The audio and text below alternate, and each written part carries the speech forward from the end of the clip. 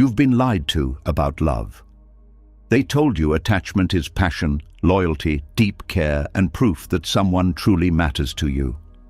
But if that were true, why does it hurt so much? Why does closeness so often bring anxiety? Why do you feel afraid the moment someone changes their tone, pulls away, goes silent, or becomes harder to reach? The truth is, what you call attachment is not always love. Sometimes it is fear. Fear of being forgotten, fear of being replaced, fear of being left behind. And Buddhist wisdom reveals this with brutal clarity. For centuries, the deepest teachings have shown that suffering begins the moment the mind clings, the moment it says mine, the moment it tries to hold tightly to what was never meant to stay fixed. Tonight, as you listen to these lessons, something will begin to shift. Your mind will grow quieter. Your chest will feel lighter.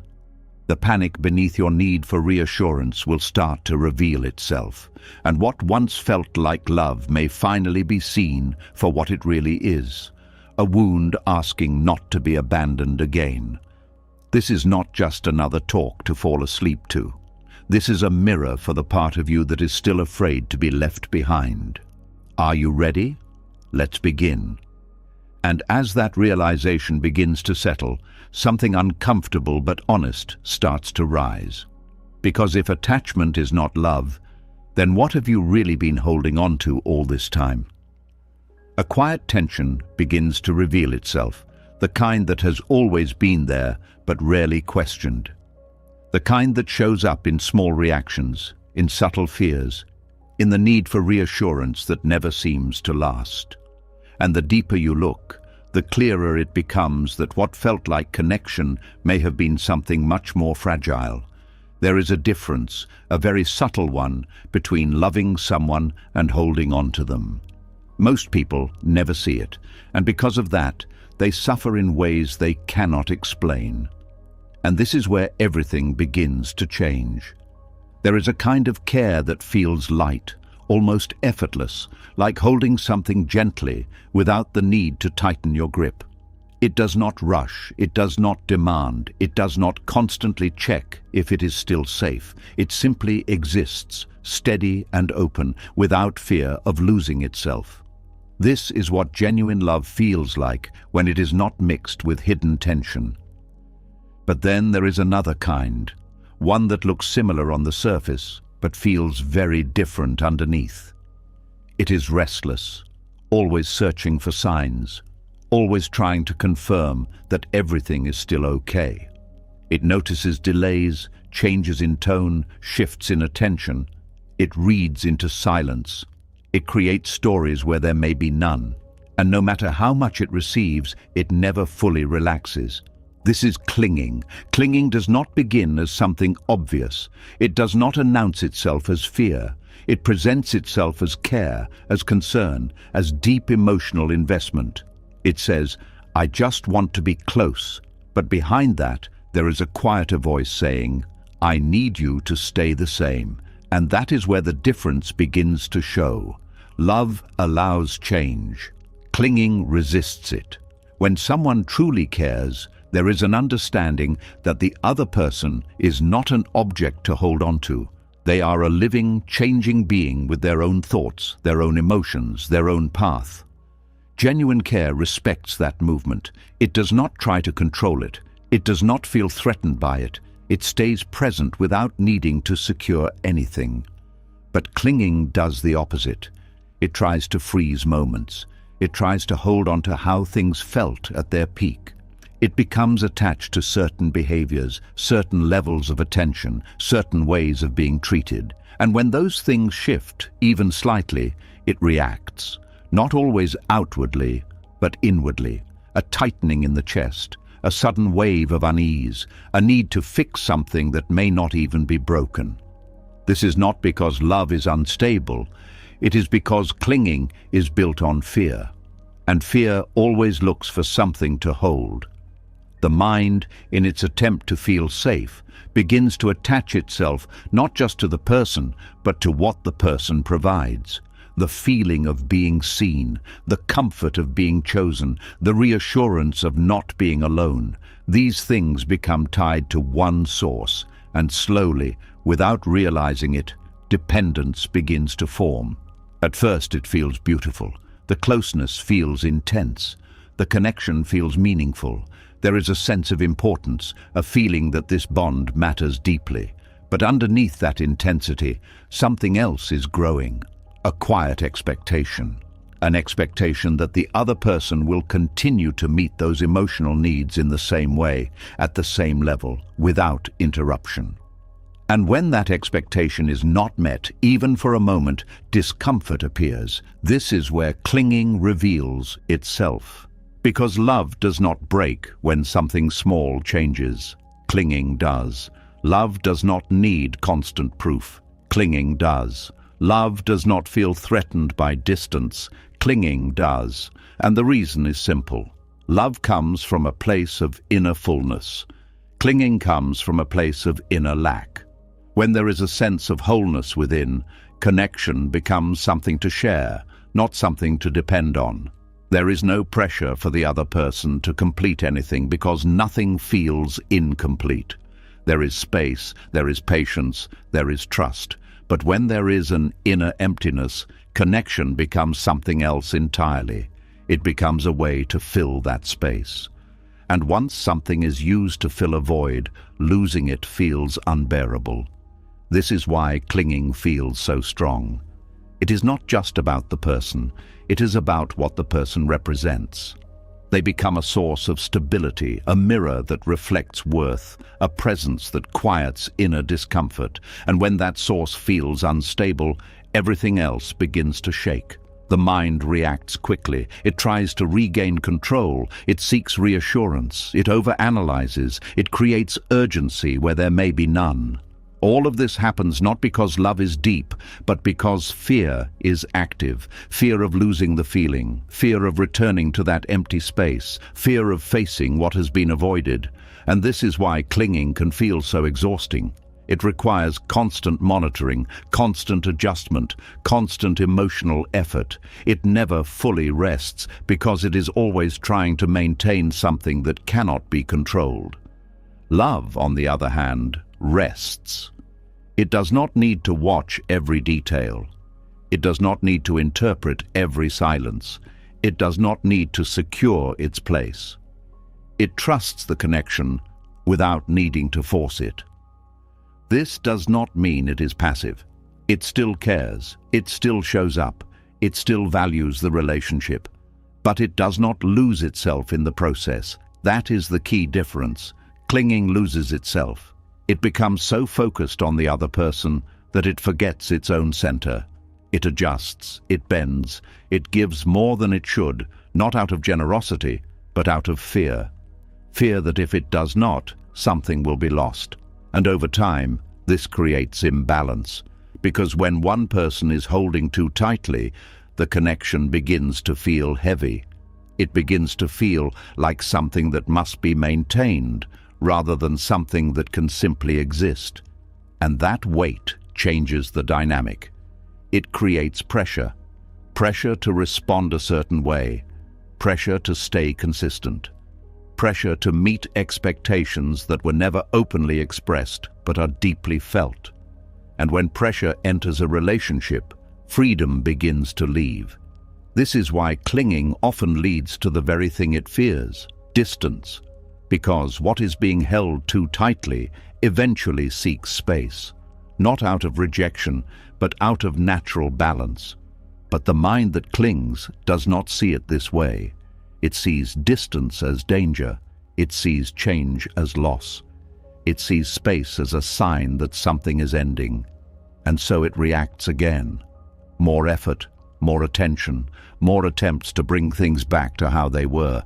But the more it tries, the more tension it creates. And the cycle continues. This is the silent pattern that many people live in without realizing it. They call it love.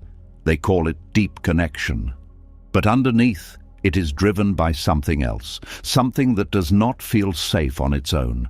Buddhist wisdom points directly at this. It does not reject love. It clarifies it. It shows that true care is not about holding on. It is about allowing the other person to be who they are without trying to shape them into what feels comfortable.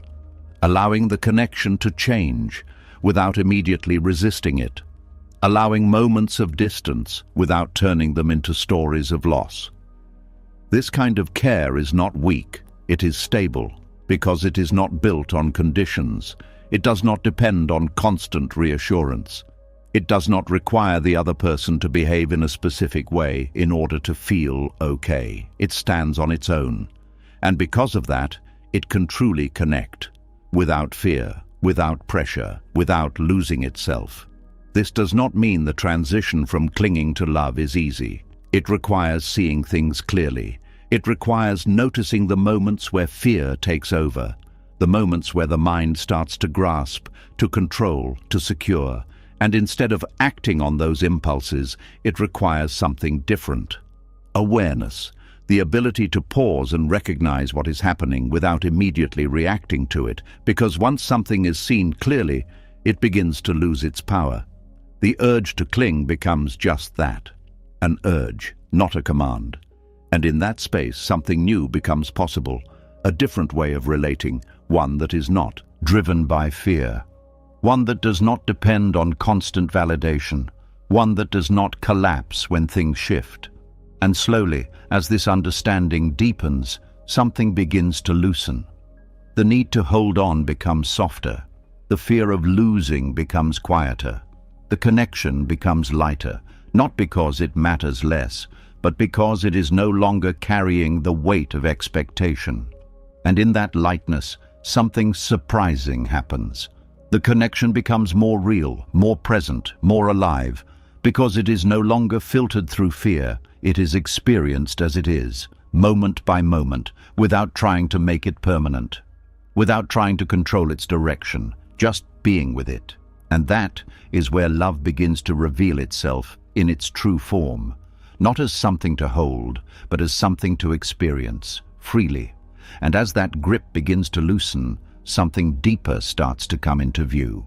Because once the need to hold on to someone softens, another question quietly rises beneath it. Why did it feel so necessary in the first place? Why did certain people feel impossible to let go of, even when they brought confusion, distance, or pain? Why did small changes feel so heavy, as if something much bigger was at risk? There is a reason for that, and it does not begin in the present. It begins much earlier. There are feelings that do not belong to the moment you think they do. They show up suddenly, without warning, attached to someone who has only done something small, something ordinary. A delayed reply, a shift in attention, a quiet moment of distance. And yet the reaction inside feels anything but small. It feels overwhelming. It feels urgent. It feels like something important is slipping away. But when you look closely, what is being felt is not just about what is happening now. It is something that has been carried for a long time, something that has not been fully understood, something that has been waiting beneath the surface for a chance to be seen again. This is how old emotional wounds move through the present. They do not appear as memories. They appear as reactions. They do not say, "This is from the past." They say, "This is happening now." And because of that, they feel real, immediate, and deeply connected to the person in front of you. But the truth is, the intensity often comes from somewhere much older than the relationship itself. When a person experiences inconsistency early in life, when care feels unpredictable, when attention comes and goes without stability, the mind learns something very specific. It learns that connection is not guaranteed. It learns that closeness can disappear without warning. It learns that love must be held onto tightly because it may not stay. This learning does not always happen through clear events. It can come from subtle patterns, a caregiver who is sometimes present and sometimes distant. Moments of warmth followed by periods of emotional absence, a lack of reassurance when it was needed most. These experiences shape the way the mind understands connection. They create a quiet expectation that something good will not last, and when that expectation exists, the body stays alert. Even in moments of closeness, there is a part that is watching, waiting, preparing for change. It does not fully relax because it has learned that relaxation leads to disappointment. This is where attachment begins to take on a different meaning. It is no longer just about liking someone or enjoying their presence. It becomes about securing something that feels unstable. And when something feels unstable, the need to protect it grows stronger. This is why certain relationships feel more intense than others. Not because the connection is deeper in a healthy way, but because it activates something unresolved. It touches the part of the mind that has been waiting for consistency, for safety, for something that does not disappear. And when that part is activated, the experience feels powerful. It feels like importance. It feels like meaning. It feels like this person matters more than anyone else. But what is often being felt is not just connection, it is recognition. Recognition of a familiar emotional pattern. The mind is not just responding to who the person is, it is responding to how they make something old feel again. This is why someone who is inconsistent can feel more compelling than someone who is stable. Consistency does not activate the wound. Inconsistency does. And when the wound is activated, the mind becomes focused. It tries to understand, to fix, to secure. It becomes emotionally invested in a way that feels like deep affection. But underneath that investment, there is something else. A need. A need to resolve what was never resolved. A need to finally feel chosen in a place where choice once felt uncertain. A need to create stability where there was once confusion. And this need can become so strong that it shapes perception. It makes certain behaviors seem more meaningful than they are. It creates hope from small signs. It builds attachment not just to the person, but to what the person represents, because the person becomes a chance to experience something differently, a chance to rewrite an old feeling, a chance to finally feel secure. But the problem is, no one can rewrite that past from the outside. No matter how much attention is given, no matter how much reassurance is offered, the feeling does not fully settle. It may calm for a moment, it may feel better temporarily, but it returns, because it was never about the present moment alone. It was about something that has not been fully seen within. This is why reassurance can feel addictive. It provides relief, but only for a short time. And once it fades, the need returns, stronger, more urgent, more convincing. The mind begins to believe that more reassurance is the answer, that if the other person just stays consistent enough, attentive enough, present enough, everything will finally feel stable. But stability that depends on another person is always fragile, because people change. They have their own thoughts, their own emotions, their own fluctuations. And when they shift, even naturally, it can feel like a threat. Not because they have done something wrong, but because something inside is sensitive to change. This sensitivity is not weakness, it is memory, emotional memory, stored not as clear events but as patterns of feeling. And these patterns continue to operate until they are understood, until they are recognized as something separate from the present, until the mind begins to see that not every reaction belongs to the moment it appears in. This is where awareness becomes important, not to judge the reaction, not to push it away, but to notice it, to see when something feels bigger than the situation, to feel the intensity without immediately assigning it to the other person. Because once there is space between the feeling and the story, something shifts. The reaction is no longer automatic. It becomes something that can be observed. And in that observation, understanding begins. You begin to see how certain patterns repeat, how certain types of people create similar emotional responses, how certain behaviors trigger the same feelings again and again. And instead of asking, "Why is this person making me feel this way?" a different question begins to form. What is this feeling connected to? And that question opens something deeper, because it shifts attention from the outside to the inside, from trying to control the situation to understanding the experience. And in that shift, something important becomes visible. The part of you that is still waiting for consistency, waiting for reassurance, waiting for something that feels stable. This part does not need to be fixed. It needs to be understood, because it has been carrying something for a long time, something that was not fully processed, something that was not fully held, and when it finds situations that resemble that old pattern, it reacts, not to create suffering, but to seek resolution. But resolution does not come from repeating the same pattern. It comes from seeing it clearly, from recognizing that the intensity is not always about the person in front of you, that the urgency is not always about what is happening now, that the attachment may be connected to something much older than the relationship itself.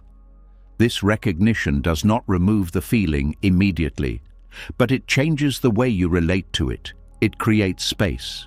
And in that space, the need to act on the feeling begins to soften, because you begin to understand that not everything that feels urgent needs to be responded to.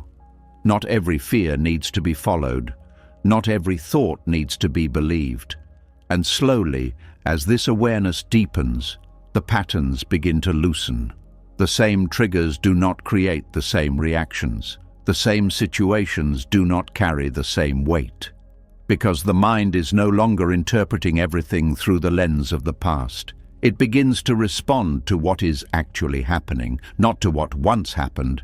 And in that shift, relationships begin to feel different, lighter, less confusing, less intense in a painful way, because they are no longer carrying the weight of unresolved history. They are experienced more directly, more clearly, without the same level of projection. And this clarity changes everything. It allows you to see people as they are, not as reflections of something you are trying to resolve. It allows connection to exist without the same pressure, without the same need to secure, without the same fear of loss, because the fear is no longer coming from the same place. It is no longer being driven by something unseen. It has been brought into awareness, and once something is seen clearly, it begins to lose its hold, not all at once, but gradually, in quiet ways, in moments where you notice the reaction but do not follow it, in times where you feel the urge to seek reassurance, but choose to sit with the feeling instead, in situations where you recognize the pattern and allow it to pass without feeding it. These moments may seem small, but they are powerful, because they break the cycle. They create a new way of relating, one that is not driven by old wounds, one that is not dependent on external stability, one that allows connection to be experienced without being shaped by the past. And in that way, something deeper begins to emerge, a sense of grounding that does not depend on another person, a sense of calm that does not disappear when things change, a sense of clarity that allows you to see the difference between what is happening now and what has been carried for a long time. And that clarity is what begins to free you, not from connection, but from the confusion that has been hidden inside it. Because when old wounds are no longer mistaken for love, something honest begins to take their place, something steady, something real, something that does not need to be held on too tightly in order to exist. And as that clarity begins to settle, something even more revealing starts to unfold. Because once you see that not every feeling belongs to the present, another question quietly rises beneath it. If it is not just the past creating this intensity, then why does the mind react so fast, so strongly, the moment someone pulls away? Why does a small distance feel like a sudden loss? Why does silence feel heavier than words? There is something deeper happening here, something that goes beyond memory and reaches into the very structure of how the mind holds itself together. A shift in someone's presence can feel like more than just a change. It can feel like something is collapsing. There is a moment that happens so quickly, it is almost invisible. A message is not replied to in the same way. A tone becomes colder. An energy that once felt warm becomes distant. And before any clear thought forms, something inside tightens. The body reacts first. The chest feels heavy. The breath becomes shallow. A quiet discomfort begins to grow, and the mind rushes to explain it. Something is wrong. They are pulling away. This is the beginning of the end.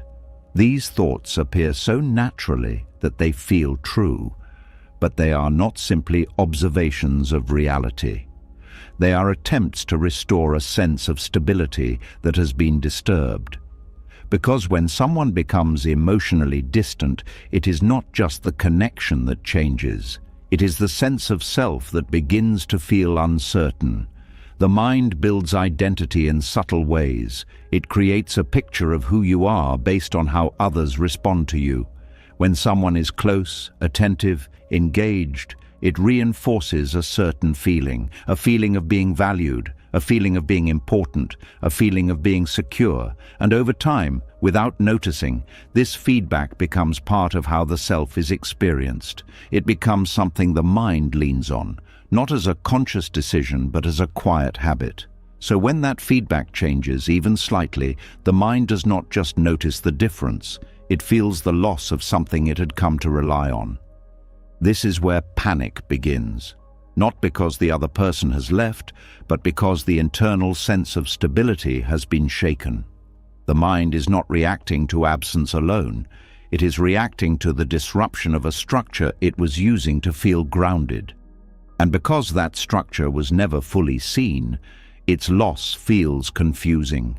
It feels like something external has caused the discomfort, when in reality, something internal has been exposed. This is why the reaction feels so immediate. It is not processed slowly, it is automatic. The mind moves quickly to fill the gap. It tries to understand what changed. It searches for explanations. It replays conversations. It analyzes details. It looks for signs that confirm the fear because uncertainty feels unsafe, and the mind would rather create a painful story than remain in not knowing. This is how overthinking begins, not as a choice, but as a response to instability. Each thought tries to bring clarity. Each scenario tries to prepare for what might happen. Each conclusion tries to create some sense of control, but the more the mind searches, the more it finds reasons to worry, because when the mind is looking for loss, it will always find something that supports that fear. And this creates a loop. The more the mind thinks, the more it believes its own thoughts. The more it believes, the stronger the reaction becomes, until the feeling feels overwhelming, until it feels like something must be done.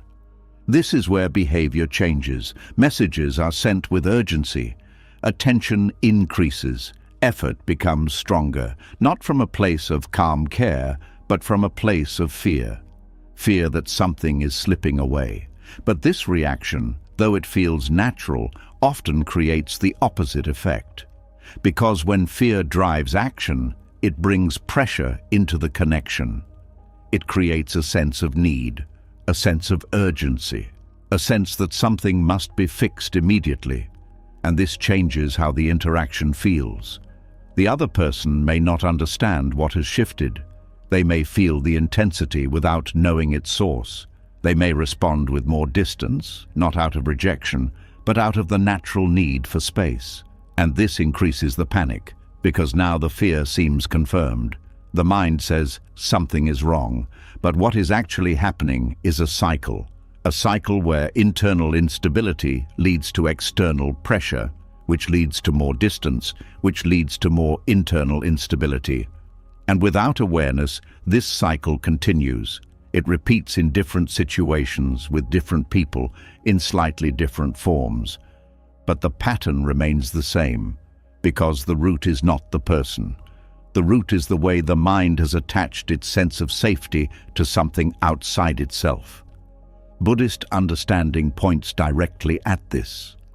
It shows that the self the mind clings to is not fixed. It is constructed, built moment by moment from experiences, thoughts, and interactions. And when the mind believes this constructed self is solid, it tries to protect it. It tries to maintain the conditions that support it. It tries to avoid anything that threatens it. So when emotional distance appears, it feels like a threat to identity, not just to connection. The feeling is not simply, they are pulling away. It is deeper. It is, what does this mean about me? Am I still valued? Am I still important? Am I still enough? These questions are not always spoken, but they are felt, and the mind tries to answer them quickly, often with fear. Because fear fills the gap faster than patience. This is why emotional distance can feel so heavy. It touches something personal, something that feels like it defines who you are. But this is where a different kind of seeing becomes possible. When you begin to notice that the reaction is not just about the situation, but about what the situation means to the mind, something shifts. The focus moves from trying to control the other person to understanding the internal response. Instead of asking, why are they acting this way? A quieter question begins to form. What is being threatened inside me right now? This question does not look outward. It looks inward. And when you stay with it, without rushing to answer, something becomes visible. A sense of dependence, a reliance on external behavior to feel stable, a habit of using connection as a way to define self-worth. Seeing this is not comfortable because it reveals how much the mind has been leaning on something uncertain. But it is also freeing, because once it is seen, it can begin to change. Not by force, not by trying to eliminate the feeling, but by understanding it, by allowing the reaction to be felt without immediately acting on it, by noticing the urge to reach out, to fix, to secure, without following it automatically. This creates space. And in that space, something new becomes possible. The feeling is still there, the discomfort is still present, but it is no longer in control, it is being observed. And when something is observed clearly, it begins to lose its intensity, not all at once, but gradually. The mind starts to realize that not every shift in another person's behavior is a threat. Not every silence is a sign of loss. Not every change requires a reaction. And this realization brings a different kind of stability, one that does not depend on constant feedback, one that does not collapse when something external changes, one that remains steady even when connection fluctuates. This is where emotional independence begins to form, not as a withdrawal from relationships, but as a deeper grounding within yourself, a place where your sense of self is not built entirely on how others respond to you, a place where you can experience connection without losing stability when it shifts. And this changes how you relate. You no longer chase the same way. You no longer react with the same urgency. You no longer feel the same level of fear when distance appears, because the distance is no longer threatening the same part of you. The identity is no longer tied as tightly to the connection, and this creates freedom. Not freedom from caring, but freedom from panic. Freedom from the need to control. Freedom from the constant need to secure something that cannot be made permanent. And in this freedom, something unexpected happens. Connection becomes more natural, more balanced, more real, because it is no longer driven by fear. It is no longer shaped by the need to protect identity. It is experienced as it is, without the same level of interpretation, without the same level of pressure. And this allows relationships to unfold differently, with more space, with more ease, with more clarity, not because nothing changes, but because change is no longer seen as a threat. It is seen as part of the nature of connection, and when the mind accepts this, the panic begins to fade, not because distance disappears, but because the fear attached to it loses its hold. And in that quiet space, something deeper becomes possible. A connection that is not built on constant reassurance, a sense of self that does not depend on constant validation, a way of relating that does not collapse when things shift. And that is where real stability begins. And as that quiet stability begins to take root, another layer reveals itself, something even more subtle, something that has been shaping every attachment long before fear ever appeared. Because even when panic softens and reactions slow down, there is still a hidden thread running underneath most relationships, something so normal that it is rarely questioned. A single word used every day carries more weight than it seems.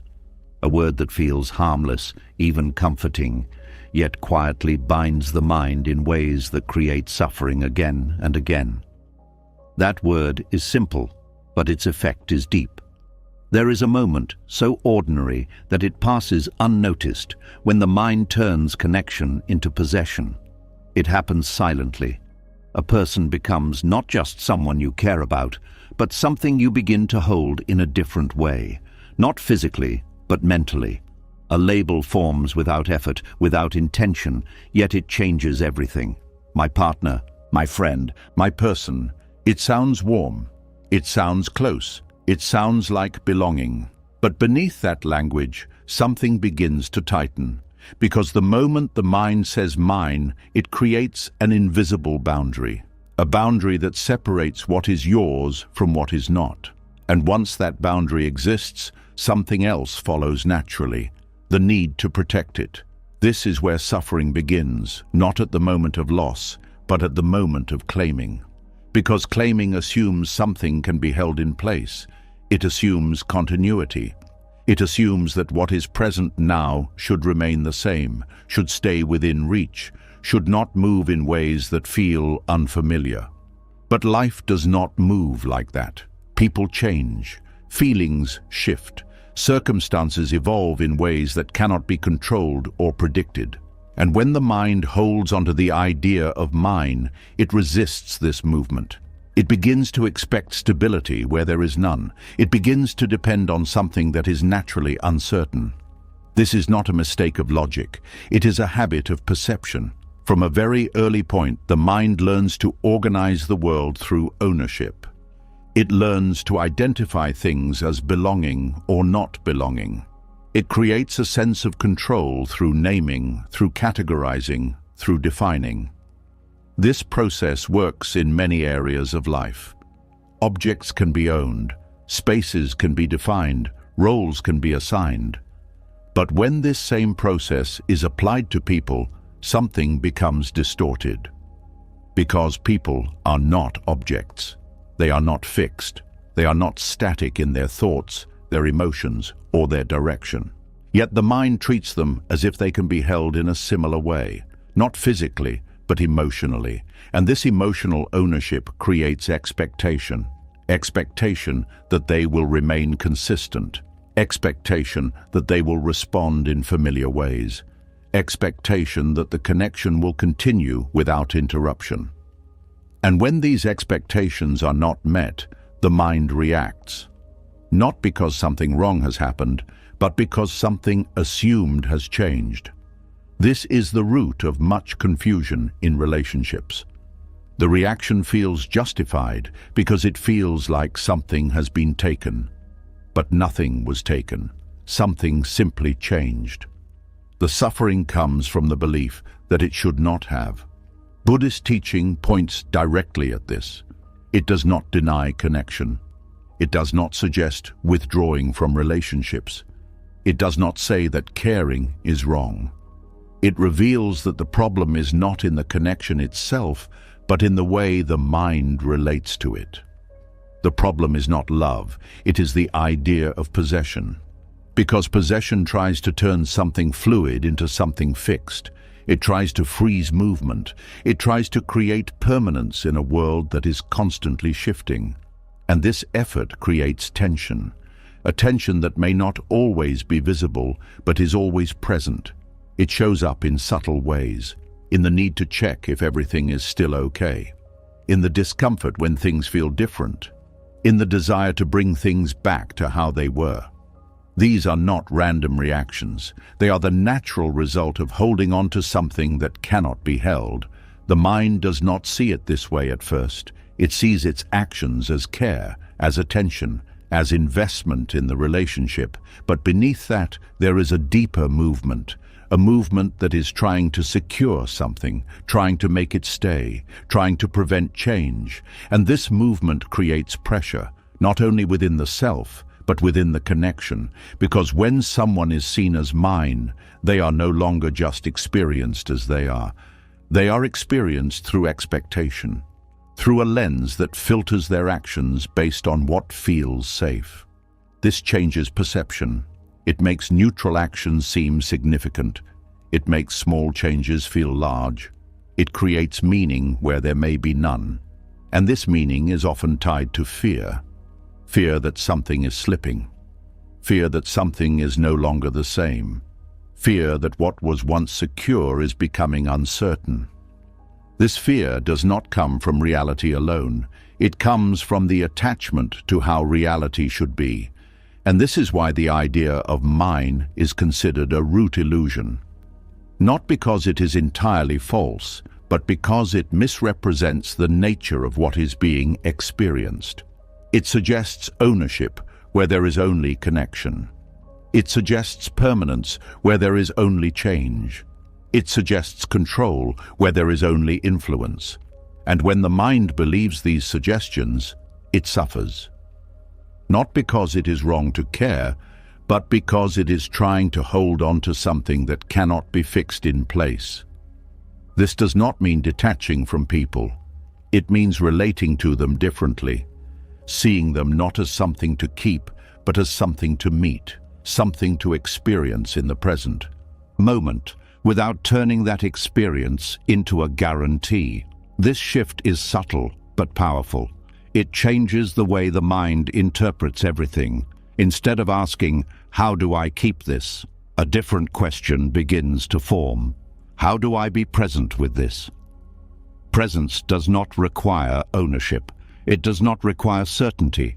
It does not require the future to be defined. It only requires attention. And when attention is given without the need to possess, something changes. The connection becomes lighter, not less meaningful, but less burdened. There is no longer the same pressure for things to stay the same. There is no longer the same fear when things shift. Because the experience is not being held as something that must continue. It is being experienced as something that is happening right now, in this moment. And this moment is enough.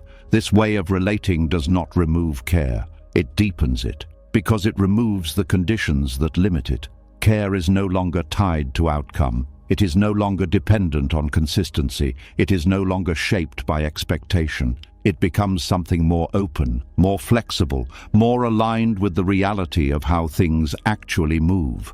This does not mean there will be no pain. Change can still be felt. Distance can still be noticed. Endings can still bring emotion. But the suffering is different. It is not amplified by resistance. It is not intensified by the belief that something should not have changed. It is felt as part of the natural flow of connection, and because of that, it passes more gently. The mind does not cling to it in the same way. It allows the experience to move, just as it allows connection to move. This is where a deeper form of peace begins to appear. Not a peace that depends on everything staying the same, but a peace that exists even when things change, a peace that is not fragile, a peace that is not tied to possession, and in this space something unexpected becomes clear. When you stop trying to hold on to people, you begin to see them more clearly, without projection, without expectation, without the need for them to confirm anything about you. They are no longer reflections of your needs. They are simply themselves, and this clarity brings a different kind of connection, one that is not built on illusion, one that is not maintained through effort, one that exists naturally without being forced. This is what happens when the idea of mine begins to dissolve. Not completely at once, but gradually. In moments where you notice the tendency to claim and choose instead to observe. In times where you feel the urge to secure and allow instead. In situations where you recognize the pattern and let it pass without acting on it. These moments may seem small, but they are transformative because they weaken the habit. They create space. They allow a new way of relating to emerge, and over time, this new way becomes more natural. Less effort is needed, less control is applied, less fear is present, because the mind is no longer trying to own what cannot be owned. It is simply experiencing what is there, fully, clearly, without needing to hold on to it. And in that experience, something deeper is found, not in possession, not in permanence, but in presence. A presence that does not grasp, a presence that does not resist, a presence that allows things to be exactly as they are. And that is where suffering begins to end. And as that grip of mine begins to dissolve, something unexpected comes into focus. Because once you stop trying to hold people in place, a quieter truth begins to surface, one that cannot be covered by closeness, attention, or even love from others. There are moments when everything looks fine on the outside, yet something inside feels distant, disconnected, untouched. And that feeling raises a difficult question. If people are still there, if care still exists, then why does it still feel like something is missing? There is a kind of loneliness that does not come from being alone. It does not depend on how many people are around you or how much attention you receive. It can exist in the middle of conversation, in the presence of someone who genuinely cares, even in moments that are supposed to feel warm and connected. It appears quietly. A sense that something is not fully reaching you, a feeling that even though you are seen, something deeper remains unseen. This kind of loneliness is confusing because it does not match the external situation. Nothing obvious is wrong. There is no clear absence, and yet the feeling persists. This is where the understanding must turn inward. Because not all loneliness is created by the lack of others. Some of it comes from the lack of connection within. There is a space inside that is often left unattended, not because it is ignored on purpose, but because it has never been fully understood. From early on, attention is directed outward, toward relationships, toward approval, toward finding connection in the presence of others.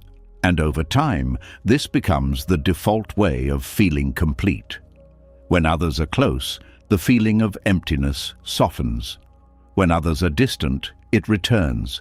This creates the belief that loneliness is something external, that it is solved by finding the right people, the right level of attention, the right kind of connection. But this belief only addresses part of the experience.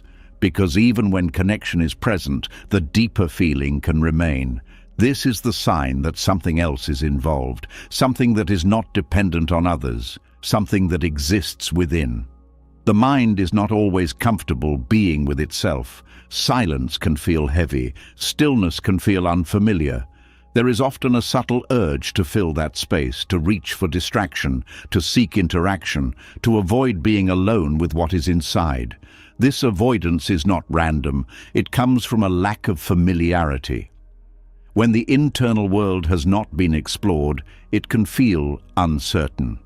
There may be thoughts that are not fully understood, emotions that have not been processed, feelings that do not have clear explanations, and without clarity, the mind prefers to look outward.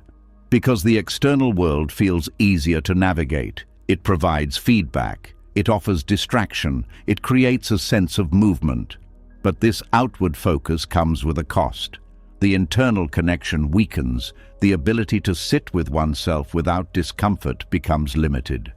And over time, the sense of self becomes dependent on external input. This is where loneliness begins to take on a different meaning. It is no longer just about who is present. It is about how connected you feel to your own experience. When that connection is weak, even meaningful relationships cannot fully reach you, because there is a gap between what is happening externally and what is being felt internally. This gap creates distance, not between people, but within the self. And this distance is often misunderstood. It is labeled as being alone, as not having enough connection, as needing more from others. But what is actually being felt is a lack of presence within, a separation from one's own thoughts, emotions, and inner state. This separation does not happen suddenly. It develops over time, through patterns of distraction, through habits of avoidance, through the constant search for something outside to provide what has not been cultivated inside.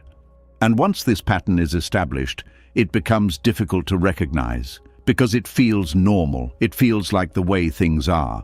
But there are moments when it becomes visible, moments when everything slows down, when there is no immediate distraction, when the external world becomes quiet. And in those moments, the internal distance is felt more clearly. This is often when discomfort arises, not because something new has appeared, but because something that has always been there is no longer covered. The mind reacts quickly.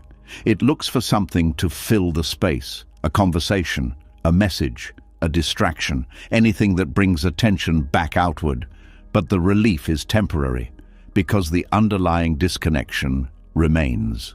This is why some people feel a constant need for interaction, not because they enjoy connection, but because they are trying to avoid something else, something quieter, something less defined, something that requires a different kind of attention. Buddhist understanding brings a gentle clarity to this. It does not suggest removing connection with others. It suggests strengthening connection within, not as a replacement, but as a foundation.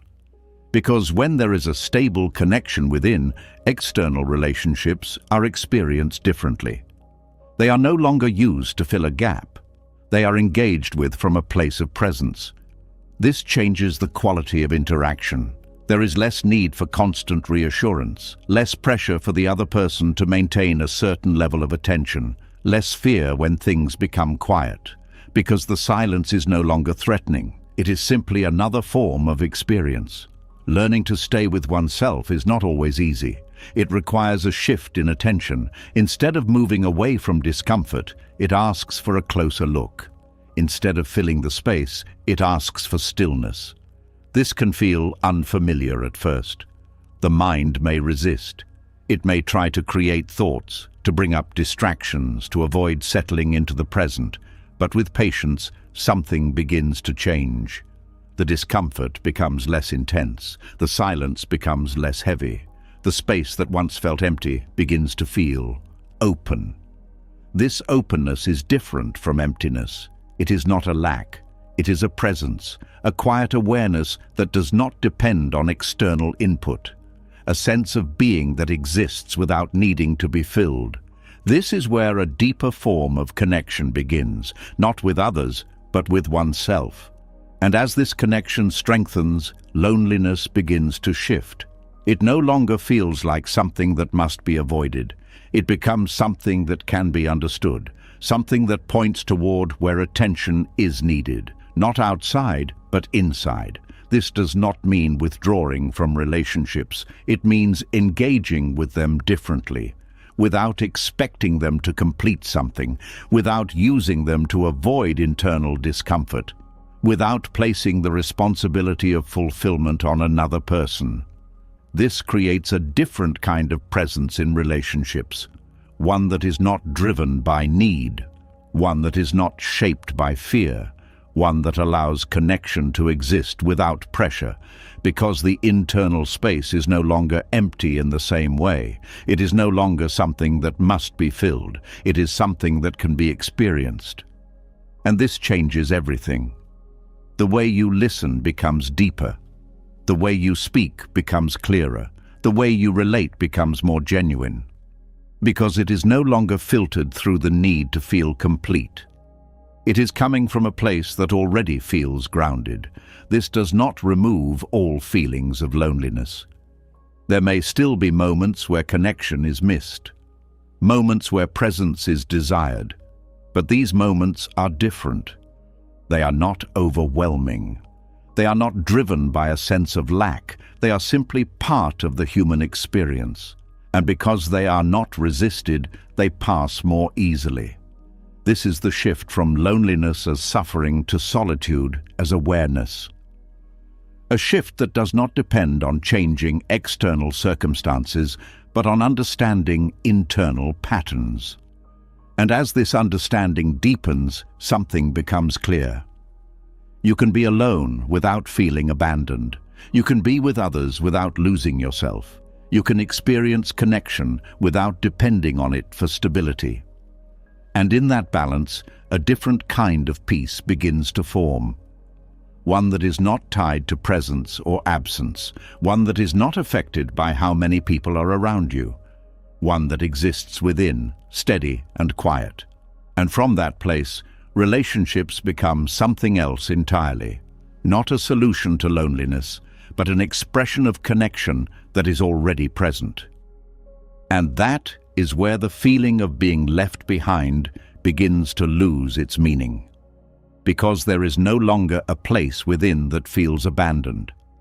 And as that inner space becomes more steady, something else begins to reveal itself, something that often hides behind connection without being questioned. Because even when loneliness softens and the relationship with yourself becomes calmer, there can still be a quiet pull that returns again and again. A need that feels small at first, almost harmless, yet slowly grows into something difficult to ignore. It shows up in simple moments, waiting for a reply, checking for signs, looking for something that says everything is still okay. And when it is received, there is relief, but only for a while. There is a kind of hunger that does not feel like hunger. It feels like attention. It feels like care. It feels like wanting to feel close, wanting to feel certain, wanting to feel secure in something that cannot be fully guaranteed. And because it feels so normal, it is rarely questioned. But if you look closely, there is a pattern beneath it. A cycle that repeats itself in quiet ways, shaping how you experience connection without being fully seen.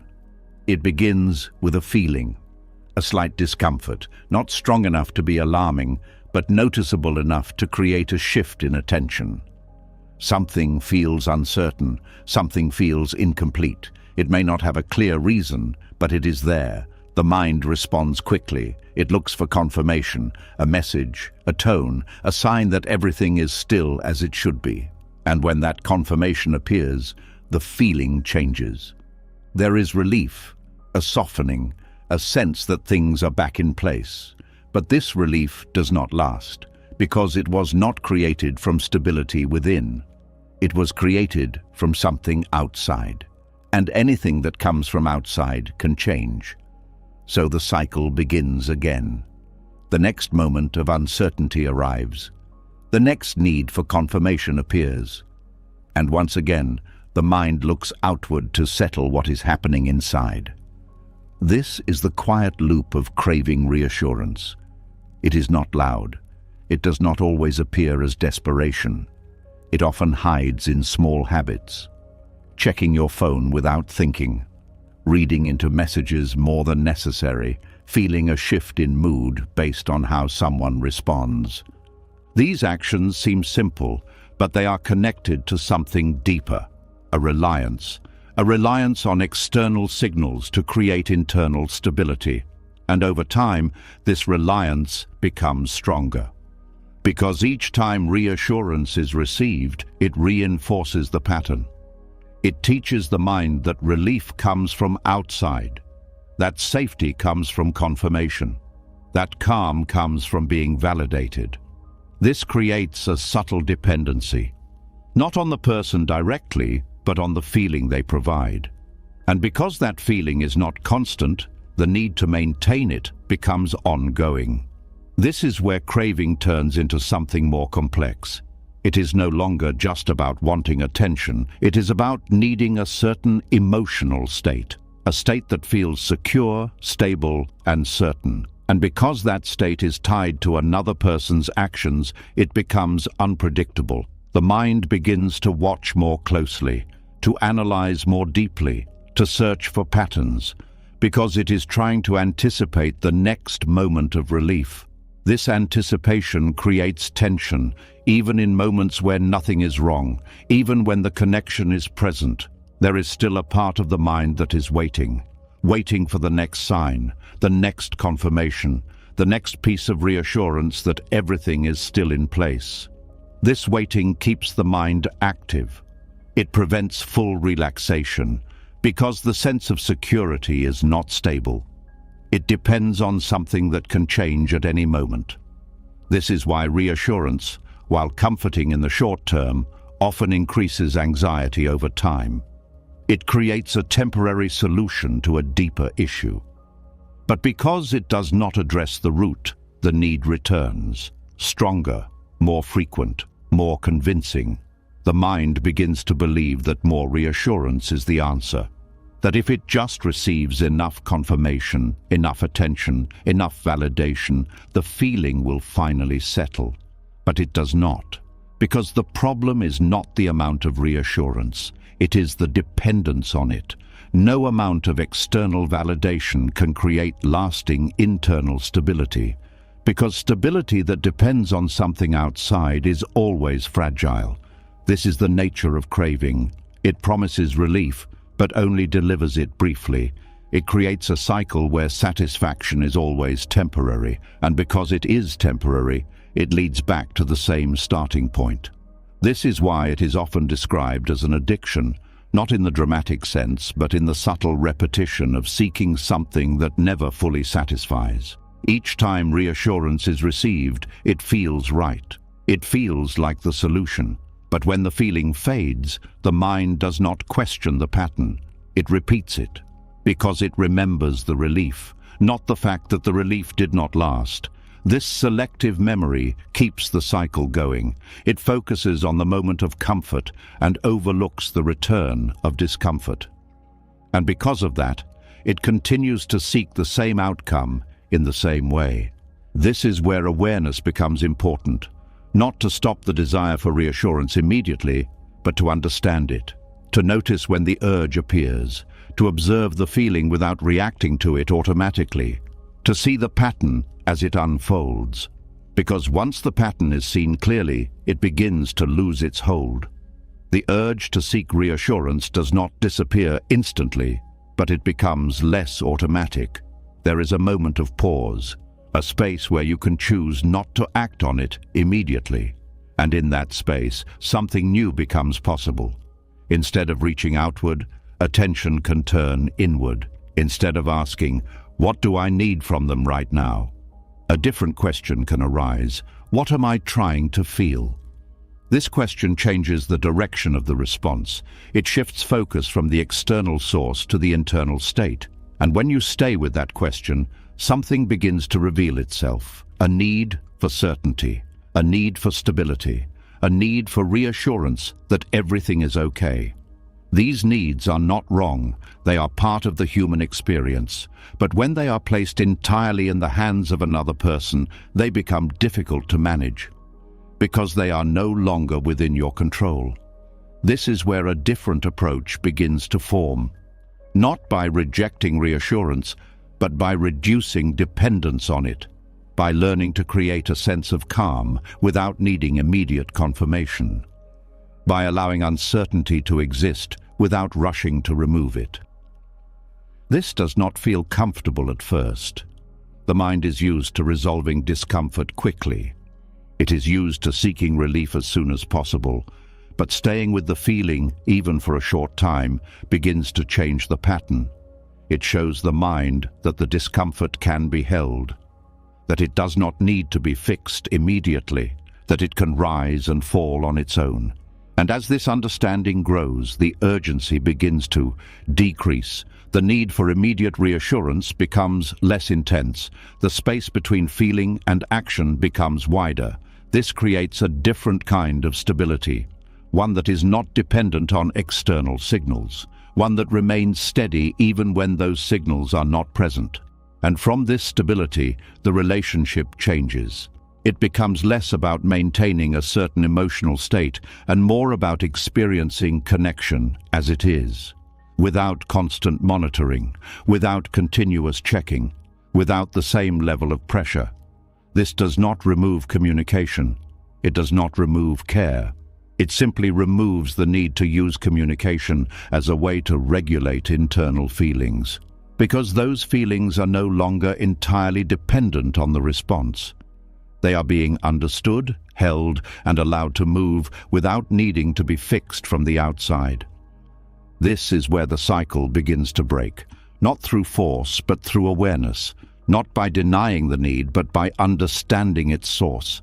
And as this process continues, something becomes clear. Reassurance is not the problem, dependence on it is. Because when reassurance is used as a supplement, it feels natural. But when it is used as a foundation, it becomes unstable. And recognizing this difference changes how it is experienced. It allows reassurance to be received without becoming attached to it. It allows connection to exist without being used as a constant source of validation. It allows space to exist without immediately filling it. And in that space, something deeper begins to form, a sense of trust. Not in the sense that everything will always stay the same, but in the sense that you can remain steady even when it does not. This trust is not built through external confirmation. It is built through internal understanding, through seeing patterns clearly, through staying present with discomfort without reacting automatically, through allowing feelings to exist without needing immediate resolution. And over time, this creates a different relationship with reassurance. It is no longer something that must be constantly sought. It becomes something that can be received without dependence.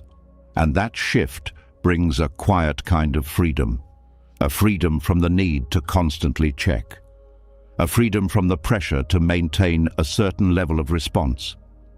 A freedom from the cycle that once felt automatic. Because the source of stability has changed. It is no longer outside. It is within. And from that place, connection becomes something that adds to your experience, not something that defines it. Something that can be enjoyed without needing to secure it. Something that can change without creating the same level of fear. Something that can exist without being constantly confirmed. And that is where the quiet addiction of reassurance begins to fade. And as that quiet dependence on reassurance begins to fade, another layer slowly rises to the surface, something even more hidden, something that does not always show itself directly, but quietly shapes the way attachment forms. Because when the need for constant validation softens, a deeper question starts to appear underneath it. What happens when the fear is no longer about getting a response, but about losing your place entirely? There is a feeling that many people carry but rarely admit, even to themselves. A subtle tension that appears when attention shifts, when someone else enters the picture, when you sense that you are no longer at the center in the same way. And in that moment, something inside reacts. Not loudly, not always visibly, but deeply. A quiet fear begins to form, the fear of being replaced. There is a part of the mind that does not just want connection. It wants significance. It wants to feel that it matters in a way that cannot be easily taken away, that it holds a position that is unique, secure, and not interchangeable.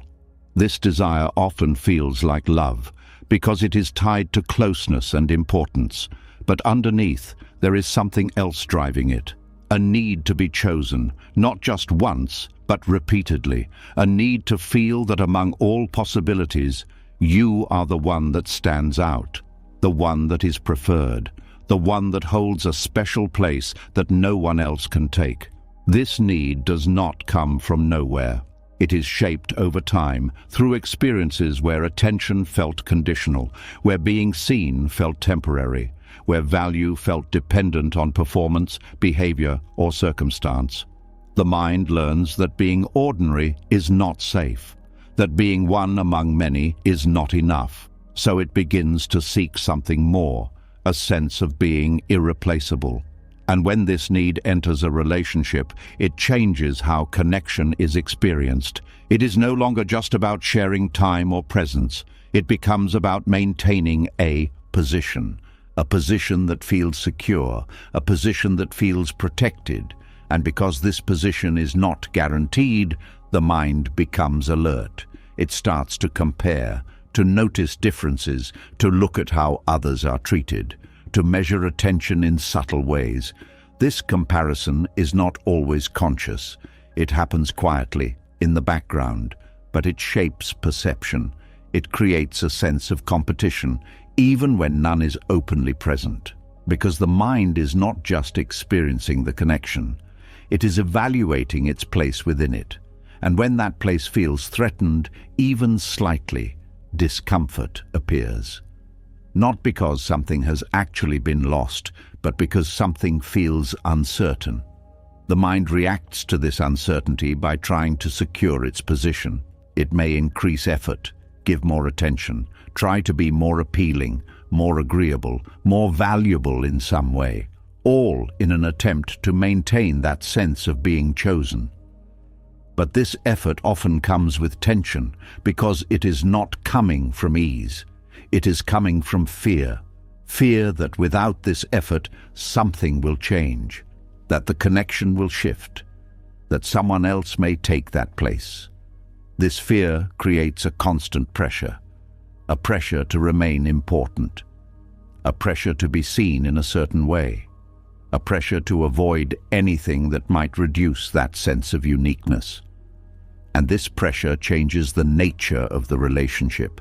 It introduces a subtle form of control, not always directed at the other person, but directed at the situation, at how things are maintained, at how attention is distributed, at how closeness is preserved. This is not control in an obvious sense. It is not about telling someone what to do. It is about shaping behavior in response to fear, trying to influence outcomes without directly expressing the underlying need. And because this need is often hidden, it creates confusion. The actions may look like care, like effort, like investment, but the feeling underneath is not calm. It is tense, it is watchful, it is constantly aware of where it stands. This is where attachment becomes tied to identity. The sense of self begins to merge with the role held in the relationship. Being important to someone becomes part of how you see yourself. Being chosen becomes a reflection of your worth. And when that reflection changes, even slightly, the sense of self feels affected. This is why the fear of being replaced can feel so intense. It is not just about losing a connection. It is about losing a version of yourself that was built within that connection. The mind does not separate the two. It sees them as connected. So when one feels threatened, the other feels unstable. This creates a strong reaction, one that may not always be visible, but is deeply felt. It may show up as jealousy, as insecurity, as a need to confirm that nothing has changed. But beneath all of these expressions, there is one central concern. Am I still the one? This question is rarely spoken directly, but it is present in many subtle ways, in the need to be prioritized, in the desire to be different from others, in the discomfort when attention is shared. These are not random reactions. They are responses to a deeper need, a need to feel that your place is secure, that your value is recognized, that your presence is not interchangeable. But here is where a deeper understanding begins to unfold. No one can guarantee that position, not because they do not care, but because relationships are not fixed structures. They are dynamic. They change over time. They evolve in ways that cannot be fully controlled. And trying to secure a permanent position within something that is constantly moving creates tension. Because the mind is trying to create stability where there is natural change. This does not mean that importance cannot exist. It does not mean that someone cannot hold a meaningful place in another person's life. But it means that this place is not something that can be fixed permanently. It is something that is experienced in the present, not something that can be secured for the future. When the mind begins to understand this, something shifts. The need to hold a position becomes less intense. The pressure to remain special begins to soften, not because the desire disappears, but because the expectation changes. Instead of trying to be irreplaceable, there is a movement towards simply being present. Being present without comparison, without measuring, without constantly evaluating where you stand. This does not remove care, it removes the tension around it. It allows connection to be experienced without the constant need to secure identity through it. This is where a deeper form of confidence begins to develop. Not confidence based on being chosen by someone else, but confidence that comes from within. A sense that your value does not depend on where you stand in someone else's world, that your worth is not determined by how central you are in their life. This kind of confidence is quiet. It does not need constant reinforcement. It does not depend on comparison. It exists independently of external validation. And when this confidence is present, the fear of being replaced begins to lose its intensity. Because the sense of self is no longer tied so tightly to the connection. It is no longer dependent on being the only one, or the most important one. It becomes stable on its own. And from that stability, relationships change. They become less about maintaining position and more about sharing experience. Less about being chosen and more about being present. Less about securing importance and more about expressing connection. This shift does not remove the possibility of change. It does not prevent someone from moving in a different direction. But it changes how that possibility is experienced. It is no longer seen as a threat to identity. It is seen as part of the natural flow of connection. And this creates a different kind of peace. One that does not depend on being irreplaceable. One that does not require constant confirmation of importance. One that allows connection to exist without the need to define it through exclusivity. This is where attachment begins to transform. Not by removing connection, but by changing the way it is held. From something that defines self-worth to something that is experienced without needing to secure identity through it. And in that transformation, something becomes clear. The need to be special in someone else's world is often a reflection of not fully recognizing your own. Because when you are grounded in yourself, when your sense of worth is not dependent on external position, the need to be irreplaceable begins to fade. Not because you no longer care, but because you no longer need to prove your place. And from that place, connection becomes lighter, more genuine, more free. Because it is no longer carrying the weight of needing to confirm something about who you are, it simply exists. And that is where the fear of being replaced begins to dissolve. And as that need to feel irreplaceable begins to loosen, something even more subtle comes into view. Something that hides beneath kindness, beneath care, beneath what often looks like deep emotional connection. Because when the fear of being replaced fades, another pattern becomes easier to see. A pattern that does not shout, does not demand attention, but quietly shapes the way people relate to each other. It feels soft on the surface, but underneath, it carries weight. There is a form of closeness that looks gentle from the outside. It looks like care, like support, like always being there for someone. It appears warm, attentive, even loving. There are no obvious signs of conflict, no clear tension, no visible struggle. And yet, something about it feels heavy, not in a way that is easy to explain, but in a way that is slowly felt over time. A quiet pressure begins to form, not because anyone is asking for it directly, but because something is being expected. This is where emotional dependence takes shape. It does not begin as something harmful. It often starts from genuine connection, from shared experience, from moments where being close feels natural and comforting. But slowly, without clear awareness, that closeness begins to carry a different function. It becomes a source of stability, a place where emotional balance is maintained, a way to feel okay. And when something becomes a source of emotional stability, the relationship changes.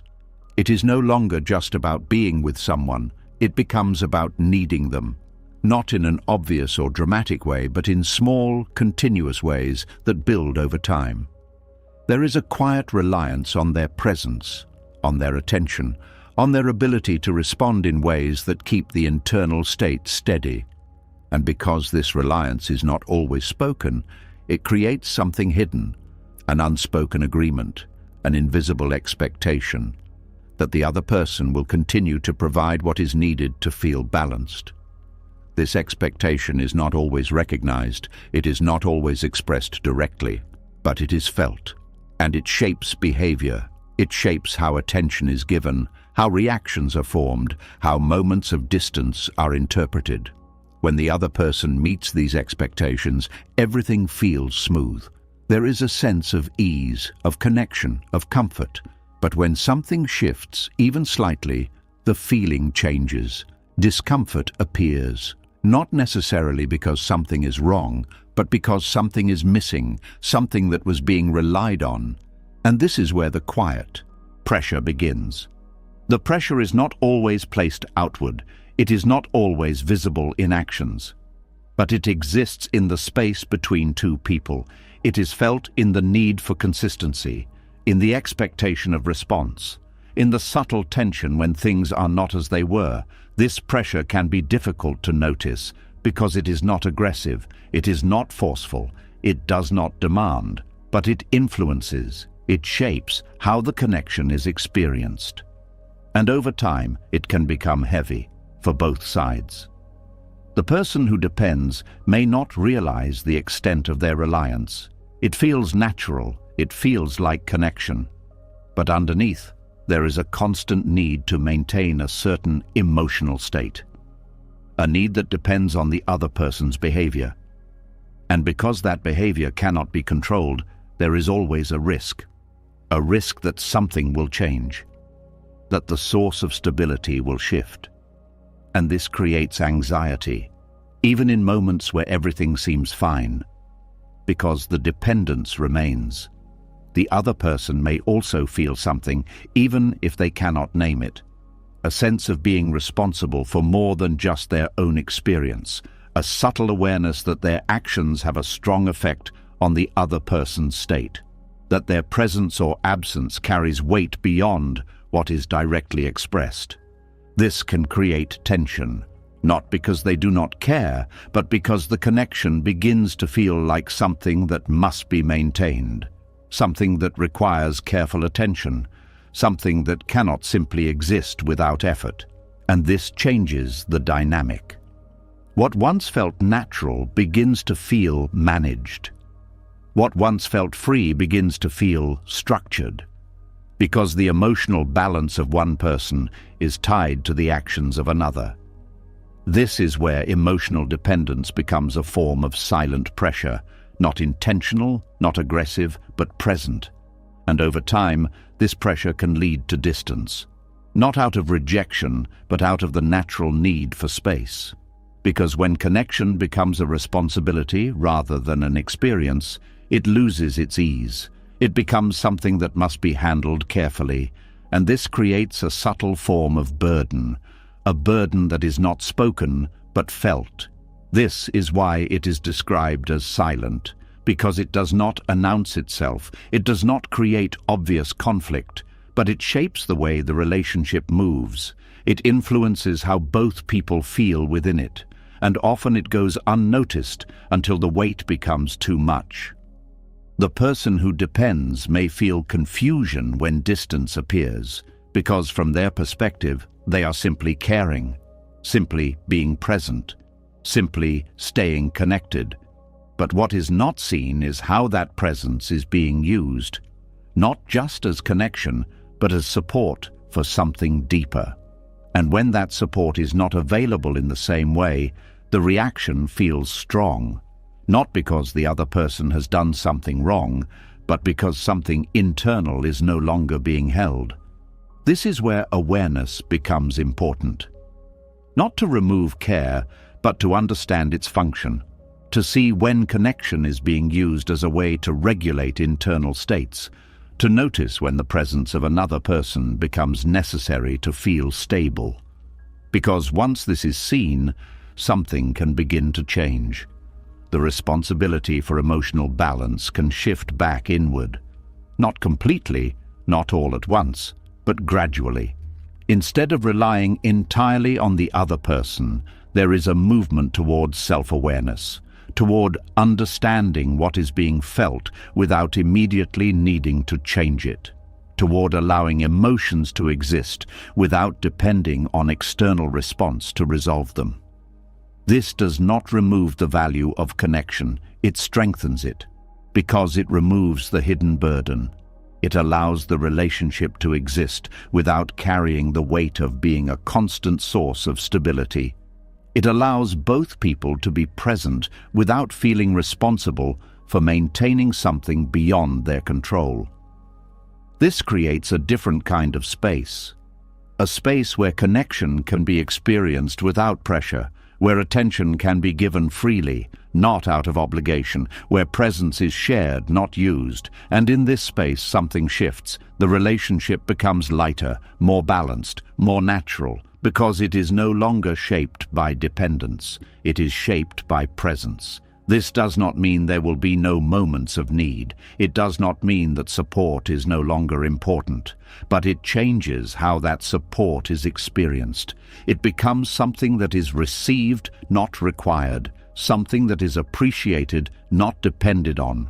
And this difference is significant, because when support is required, it creates expectation. But when it is appreciated, it creates gratitude, and gratitude does not carry the same weight. It does not create pressure. It does not demand consistency. It allows for change without the same level of discomfort.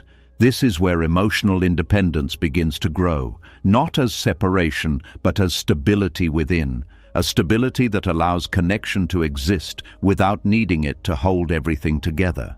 And from that stability, relationships become more authentic, because they are no longer influenced by hidden needs.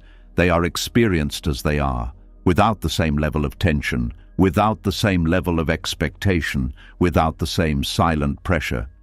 This does not remove closeness, it deepens it, because it allows closeness to exist without being shaped by dependence. It allows care to be expressed without being tied to internal regulation.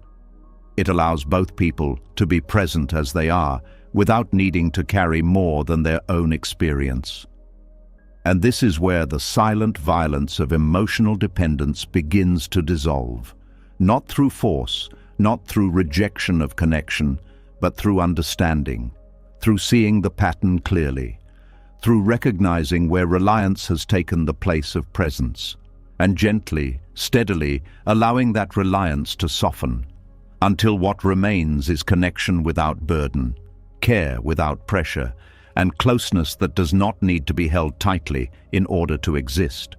And as that hidden pressure of emotional dependence begins to dissolve, something else starts to stand out more clearly. Because once the need to lean on someone for stability softens, a deeper pattern becomes easier to notice, one that has been quietly shaping attraction itself. A pattern that does not follow logic, a pattern that often leads in the same direction again and again, even when the outcome is already known. There is a pull that does not make sense at first. It does not move toward what is stable, available, or consistent. It moves toward what feels uncertain, distant, difficult to reach.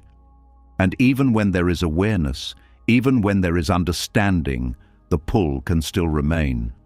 There is something about certain people that feels familiar before anything has even happened, not because they have shown something clearly, but because they carry a certain energy, a certain distance, a certain unpredictability. And that feeling creates attraction. Not always calm attraction, not always peaceful connection, but something more intense, something that draws attention quickly, something that creates focus, something that feels important. This is where the pattern begins. The mind does not always move toward what is healthy, it moves toward what is familiar. And familiarity is not always comfort. Sometimes, familiarity is the repetition of something unresolved. When there has been inconsistency in early connection, when closeness has been mixed with distance, when attention has not been stable, the mind learns a certain rhythm, a rhythm where connection is not steady, a rhythm where presence and absence are intertwined. And over time, this rhythm becomes known, not consciously, but emotionally. So when someone appears who carries that same rhythm, who is warm at times and distant at others, who gives attention but not consistently, something inside recognizes it, not as a problem, but as something that feels real. This recognition creates a strong pull because it activates something that has been waiting, something that has not been fully understood, something that is looking for resolution. This is why the attraction feels intense. It is not just about the person. It is about what the person represents. A chance to experience something differently. A chance to receive consistency where there was once unpredictability. A chance to feel chosen in a place where choice once felt uncertain. But this chance is often an illusion because the pattern being activated is not created by the current situation. It is being repeated through it. The person who is unavailable is not creating the feeling. They are revealing it. They are bringing into awareness something that has been carried for a long time. And because it is now visible, the mind tries to work with it. It tries to fix it. It tries to change the outcome. This is where chasing begins. Not as a conscious decision, but as a response to activation. The mind becomes focused, attention narrows, other possibilities fade into the background, because the emotional charge is strongest in this direction. There is a belief, often unspoken, that if this connection can be made stable, something deeper will finally settle, that if this person can become present, something inside will finally feel complete. But this belief is based on a misunderstanding. It assumes that the current situation holds the answer, when in reality, it is only reflecting the question of why this pattern feels so familiar, the question of what is being repeated, the question of what has not yet been fully seen. This is why chasing those who cannot stay often leads to the same outcome: distance, confusion, uncertainty, because the pattern itself is built on those elements, and no amount of effort can turn that pattern into something else. The mind may try, it may increase attention, it may give more, it may adjust behavior, all in an attempt to create stability. But stability cannot be forced into a dynamic that is not built on it. This creates frustration, because the effort does not lead to the expected result. The more energy is invested, the more important the outcome feels. And the more important the outcome feels, the harder it becomes to step back. This is how the cycle continues. The mind remains focused on the same type of connection even when it leads to discomfort. Because the discomfort itself has become familiar. It has become part of what connection feels like. And anything different may feel unfamiliar, even if it is healthier. This is where awareness begins to shift the pattern, not by changing the other person, but by understanding the attraction itself, by noticing what is being felt, not just at the surface level, but underneath. What is it about this person that creates such a strong pull? What feeling is being activated? What part of the experience feels known? These questions do not lead to immediate answers, but they create space. Space between the reaction and the response. Space to observe rather than immediately act. And in that space, something becomes clearer. The attraction is not random. It is connected to something deeper, something that has been present long before this specific connection. This recognition changes how the experience is understood. It shifts the focus from trying to make the connection work to understanding why it feels so compelling. And in that understanding, the urgency begins to soften. Not completely, not immediately, but gradually. The pull is still there, but it is seen differently. Not as something that must be followed, but as something that can be observed. And this observation creates a different kind of freedom. The freedom to choose not to repeat the same pattern. The freedom to step back without feeling like something essential is being lost. The freedom to experience the attraction without being controlled by it. This does not mean avoiding connection. It means recognizing when a connection is being driven by something unresolved, and choosing to respond with awareness rather than habit. This is where a deeper form of healing begins. Not by fixing the external situation, but by understanding the internal pattern, by allowing the feeling to be present without immediately trying to resolve it through another person, by staying with the discomfort without seeking immediate relief. This is not easy, because the mind is used to moving toward resolution, used to finding answers in the external world, but staying with the feeling creates a different kind of clarity. It reveals that the intensity is not always about the person, it is about what the person activates. And once that is seen, the connection begins to change. The same type of attraction loses some of its hold, because it is no longer being followed blindly. It is being understood. And in that understanding, something else becomes possible, a different kind of connection, one that is not built on inconsistency, one that does not rely on uncertainty to feel meaningful, one that does not require chasing to feel real. This kind of connection may feel different at first, less intense, less urgent, less dramatic, but also more stable, more clear, more aligned with what is actually present rather than what is being projected. This shift does not happen all at once. It develops over time, through repeated awareness, through choosing not to follow the same pattern, through allowing space where there was once immediate reaction. And gradually, the pull toward what is unavailable becomes weaker. Not because attraction disappears, but because the pattern is no longer being reinforced. The mind begins to recognize what is healthy, not just what is familiar. And this recognition changes everything, because it breaks the cycle. It creates the possibility for connection that is not shaped by past patterns. Connection that is based on presence, not repetition.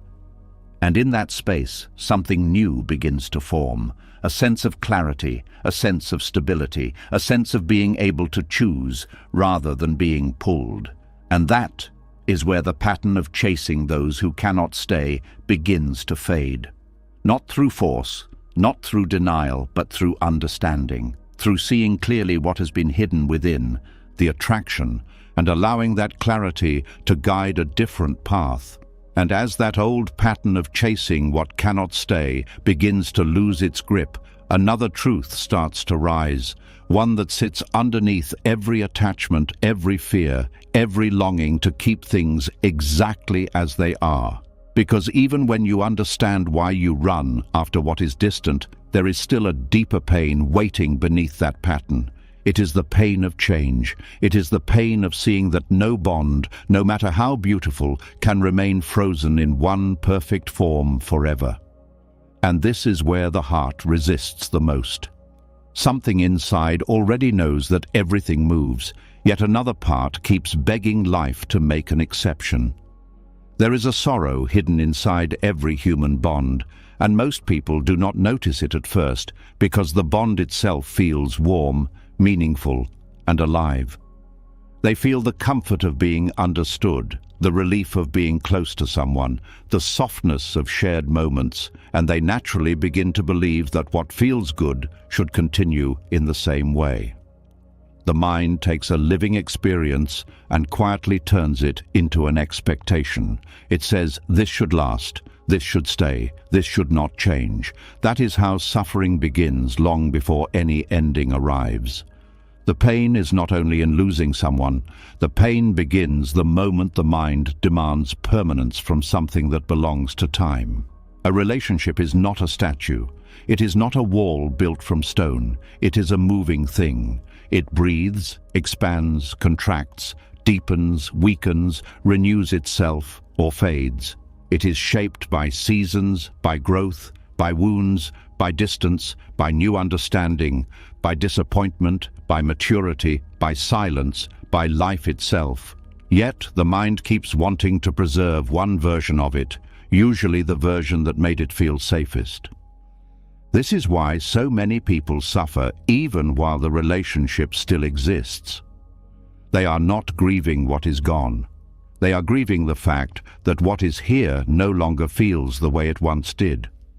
A friend still speaks, but not with the same warmth. A partner still stays, but the emotional tone has changed. A parent is still alive, but age has altered the closeness. A child still loves, but no longer needs in the same way. Nothing has fully ended, yet something has shifted, and the mind does not know how to bow to that shift. It keeps comparing the present with a past version that cannot return. It keeps measuring the current bond against an old emotional photograph. And because reality no longer matches memory, dissatisfaction begins to grow. Buddhist wisdom looks directly at this human struggle and says something both simple and difficult. Everything changes, not because life is cruel, but because change is the nature of life. The teaching of impermanence is not cold.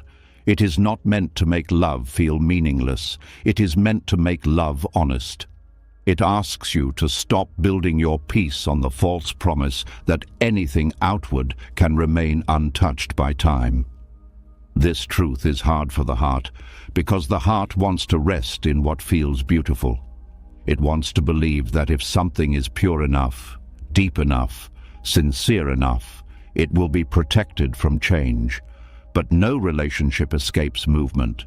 Some grow closer, some grow quieter, some become different without becoming worse.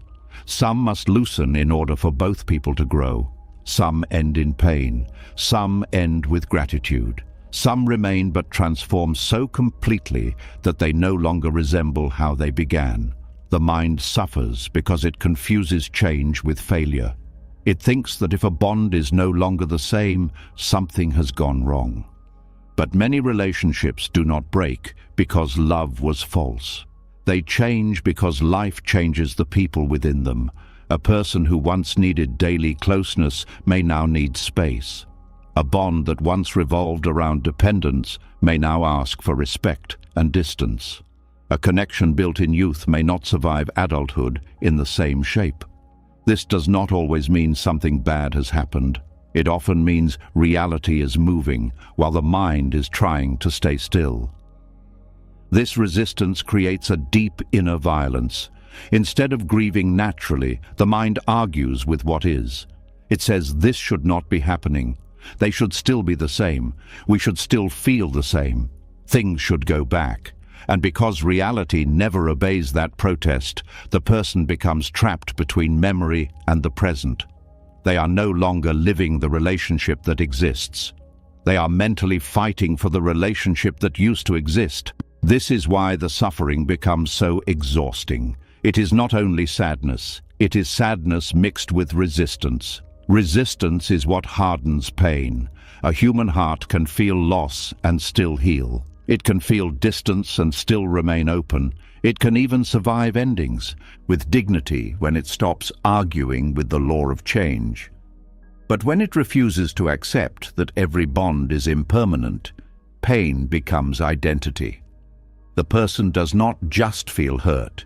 They become someone whose whole inner world is arranged around the refusal to let reality move. This is where clinging becomes especially painful. Clinging does not love the living bond. It clings to continuity. It wants proof that what matters will remain predictable.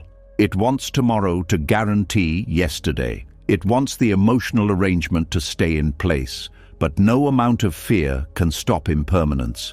No amount of control can protect a bond from change. Monitoring, pleasing, overgiving, chasing, explaining, sacrificing, waiting, resenting, none of it can turn a changing connection into a permanent one. At best, it delays acceptance. At worst, it damages the very bond it is trying to preserve. The Buddhist teaching does not say, do not love. It says, do not build your peace on what cannot stay fixed. That is a very different thing. To love with wisdom is to know from the beginning that the person in front of you is passing through time, just as you are. Their moods will change, their body will change, their priorities will change, their role in your life may change. Even if the love remains, its form may not. When this is understood deeply, a strange tenderness begins to appear. You stop demanding forever from each moment. You start meeting each moment more fully because you know it will not repeat in exactly the same way again. Impermanence, when resisted, creates fear. Impermanence, when accepted, creates reverence. That is one of the deepest shifts in Buddhist wisdom. Most people think acceptance of impermanence will make them detached, cold, or less invested. They fear that if they truly accept that all bonds change, they will stop caring. But the opposite is often true. When you stop pretending things will stay the same forever, you begin to care more honestly. You listen better. You appreciate more. You soften your pride more quickly. You become less arrogant in love. You waste less time assuming there will always be another chance to say what matters. The person who resists impermanence keeps postponing presence. They think the bond will wait. They think the warmth will always be there. They think they can return later with more attention, more honesty, more gratitude. Then life shifts, distance grows, something closes, time passes, and suddenly they realize they were living as though change were optional.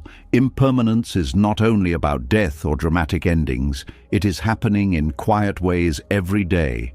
Every conversation disappears the moment it is spoken. Every stage of a relationship passes. Every version of you and the other person is already dissolving into the next one. The friend you had 5 years ago is not exactly the same friend now.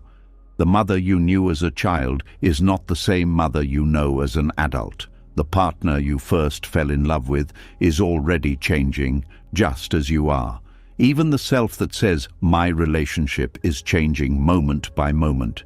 To see this clearly is not depressing, it is awakening. When people do not understand impermanence, they become possessive with memory. They keep trying to preserve an emotional season that has already passed. They replay old closeness and compare it to present reality.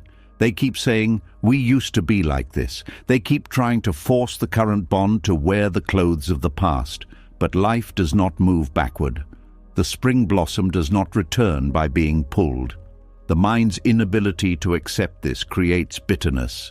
It makes the person suspicious, controlling, nostalgic, and resentful all at once. This is why some people are more distressed by gradual change than by sudden endings. An ending at least gives the mind a clear event to grieve. But when a bond slowly shifts, loosens, or becomes emotionally thinner, the ego feels humiliated. It cannot point to one clean moment. It feels powerless. It feels replaced not only by another person sometimes, but by time itself. It feels the insult of reality moving without its permission, and because it cannot control that movement, it either panics or denies what is happening.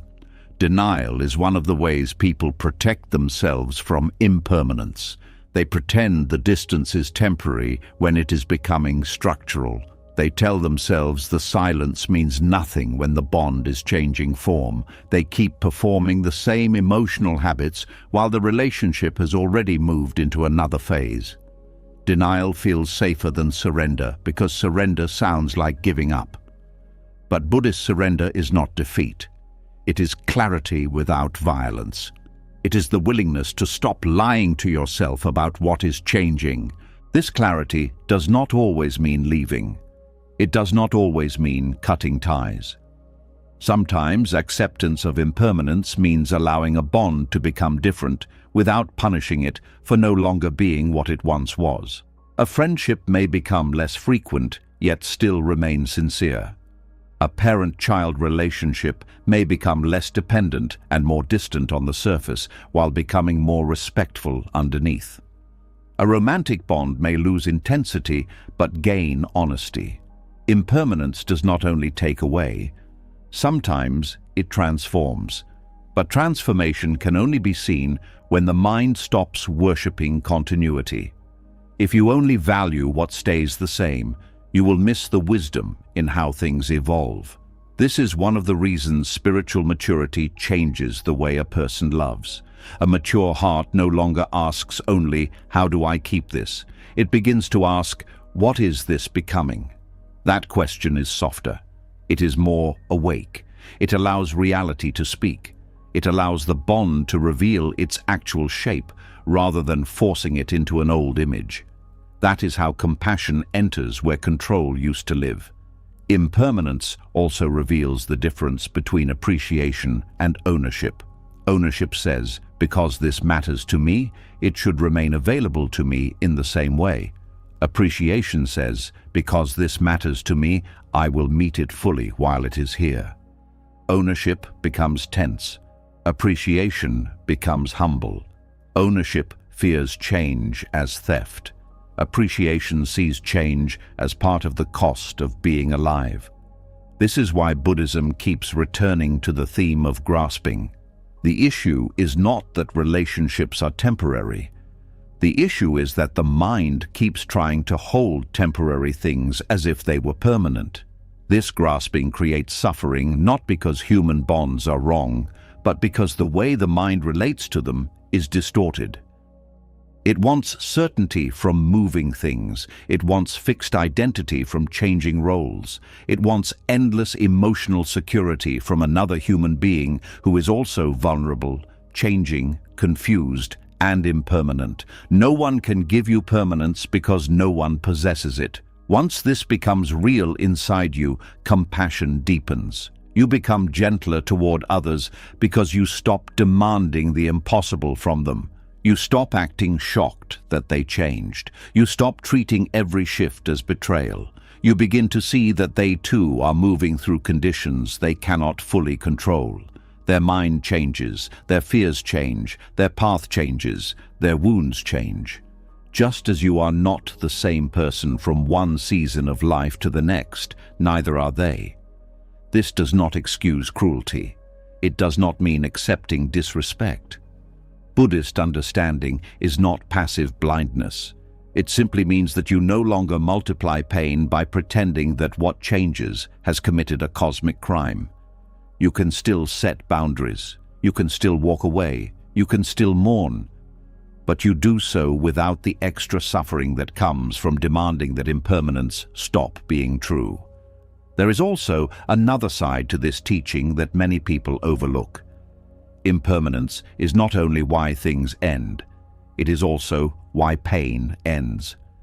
The same law that changes relationships also changes grief, loneliness, fear, longing, heartbreak, and emptiness. The person who resists impermanence often resists it only when it takes away what they want. But impermanence also removes what they do not want. No emotion stays. No wound remains in the same form forever. No season of inner darkness is final. To understand impermanence only as loss is to misunderstand it. It is the law of movement itself. This makes acceptance more balanced. You are not bowing only to endings. You are bowing to the flow of reality. You are recognizing that all conditions arise, remain for a while, and pass. That includes intimacy. That includes distance. That includes joy. That includes sorrow. When this truth sinks into the heart, there is less panic in change. There is more trust in movement. Not trust that everything will go the way you want, but trust that clinging is not the answer. A person who deeply accepts impermanence becomes less desperate in love. They no longer try to squeeze certainty out of every interaction. They no longer read every shift as proof that disaster has arrived. They stop trying to turn the present into a permanent contract. Instead, they begin to offer their presence more cleanly. They can say, "I care," without secretly demanding forever. They can feel pain without turning pain into evidence that life is unfair. They can let a bond matter deeply while knowing it cannot be owned. This is a very different kind of strength. It does not look dramatic. It does not perform toughness. It does not pretend not to care. It simply remains open without illusion. It allows love without possession. It allows grief without collapse. It allows memory without trying to live inside it. It allows change without making every shift a wound to the ego. This strength is rare because most people only know two extremes. They either cling or detach. They either demand permanence or avoid depth. But Buddhist wisdom offers a middle path. Love fully and let reality move. Care deeply and do not lie to yourself about change. Receive the bond and do not turn it into an idol.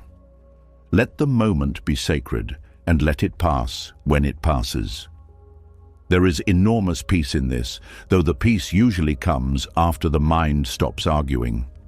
At first, acceptance feels like loss, because the ego hears impermanence and thinks nothing is safe. But eventually, a deeper intelligence begins to understand. Safety was never going to come from freezing life. Safety comes from learning how to remain present while life changes.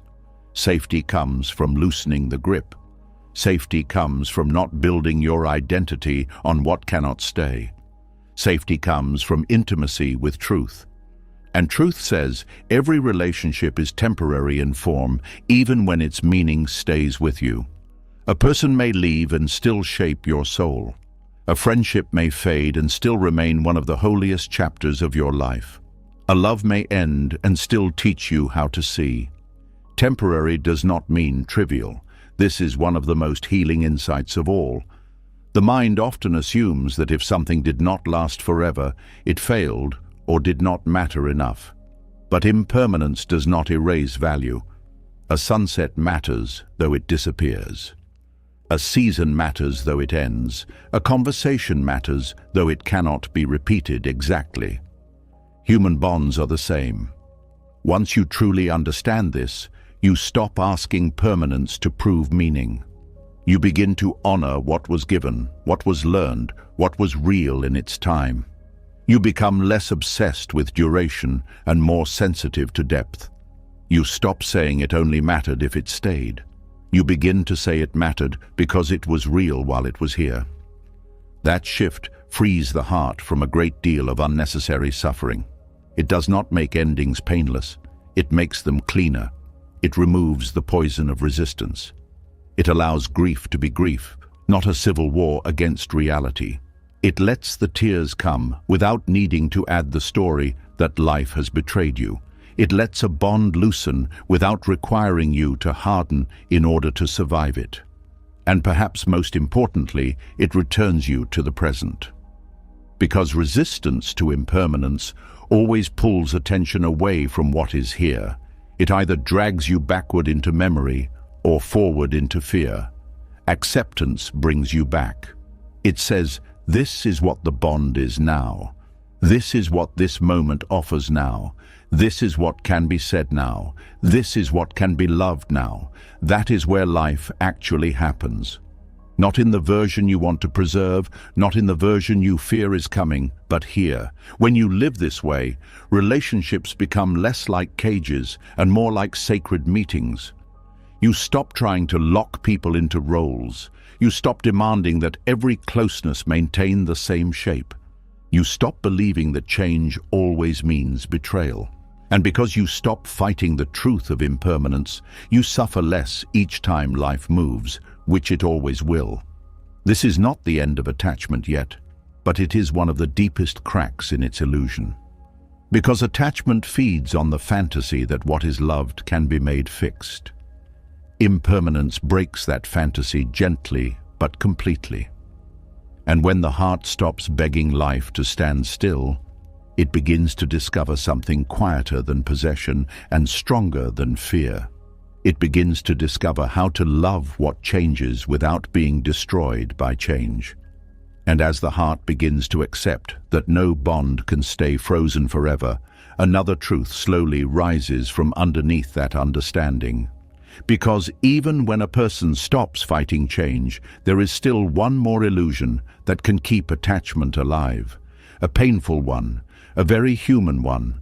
Sometimes the suffering does not come from losing a real person as they are. Sometimes it comes from losing the version of them the mind created, protected, and secretly worshipped. And that is where the next layer of attachment becomes painfully clear.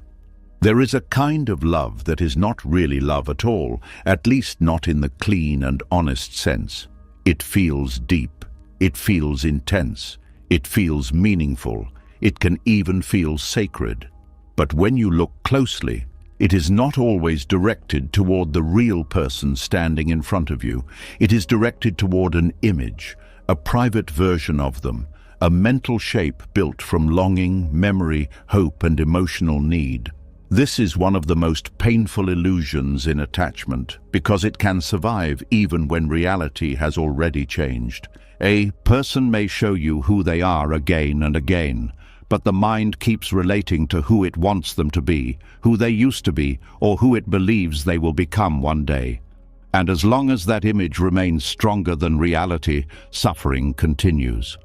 The mind does this very quietly. It takes a few moments of warmth and turns them into a full identity. It takes one season of closeness and treats it as proof of permanent character. It takes one act of tenderness and builds an entire future around it. Then, when the person begins to show inconsistency, distance, dishonesty, confusion, or emotional limitation, the mind does not adjust easily. It holds on to the earlier image and waits for reality to return to it. This is the fantasy bond. It is not a bond with the living, changing person. It is a bond with what they symbolize, a bond with what they awakened, a bond with what the mind has assigned to them in secret. Sometimes they represent safety. Sometimes they represent healing. Sometimes they represent the love you never fully received. Sometimes they represent the future you wanted, the peace you hoped for, the missing piece you were tired of searching for. This is why attachment can feel much stronger than the relationship itself.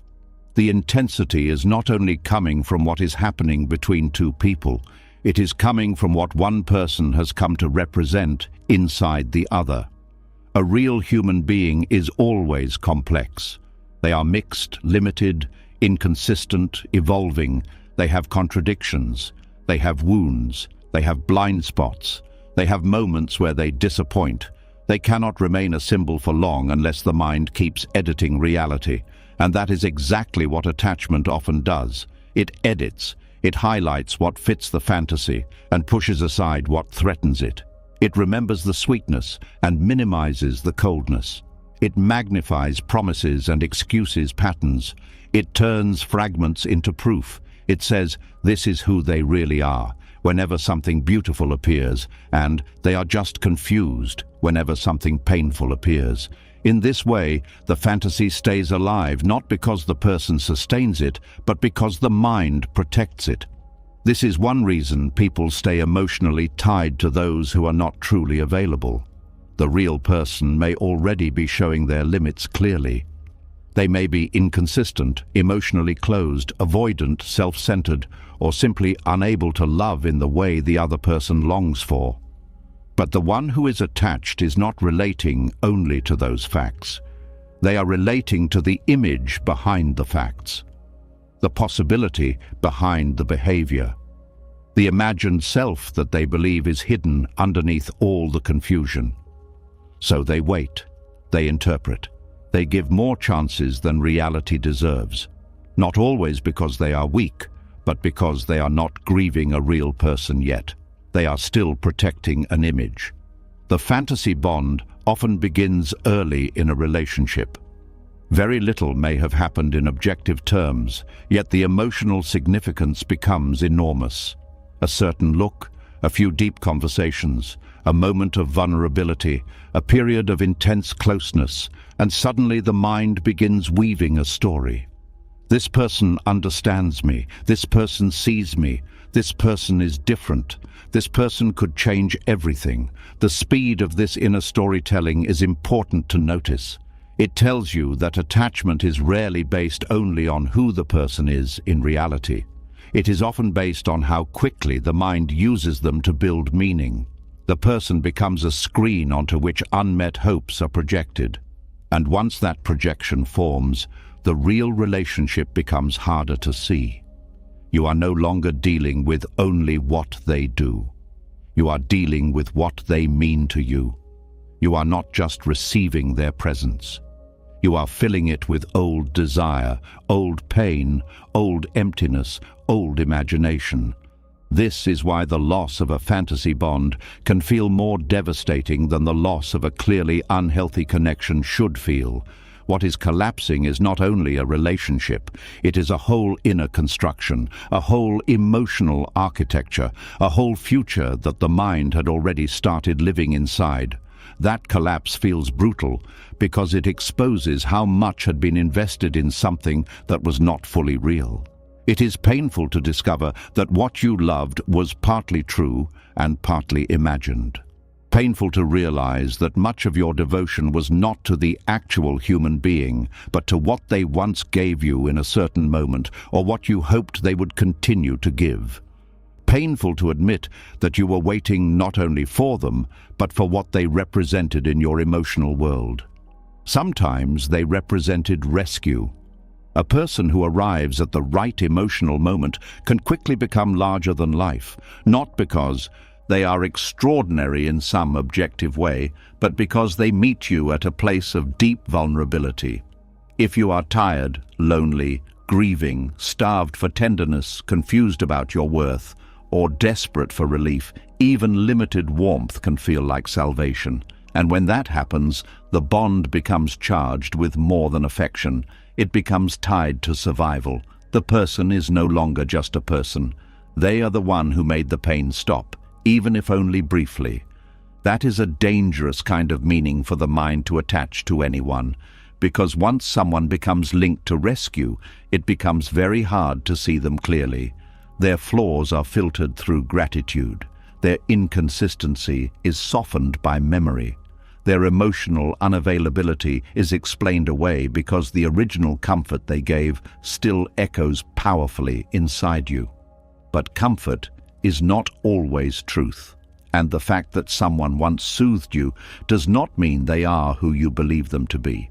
This is where Buddhist wisdom becomes especially sharp and compassionate at the same time. It asks you to see things as they are, not as craving paints them. It asks you to notice how the mind creates suffering by preferring image over reality. It does not say that beauty was false or that tenderness meant nothing. It says the mind suffers when it clings to what was given as though it defines what is still true now. A person may have once loved you sincerely and still not be able to love you rightly now. A person may once have shown their softest self and still not be willing to live from that self consistently.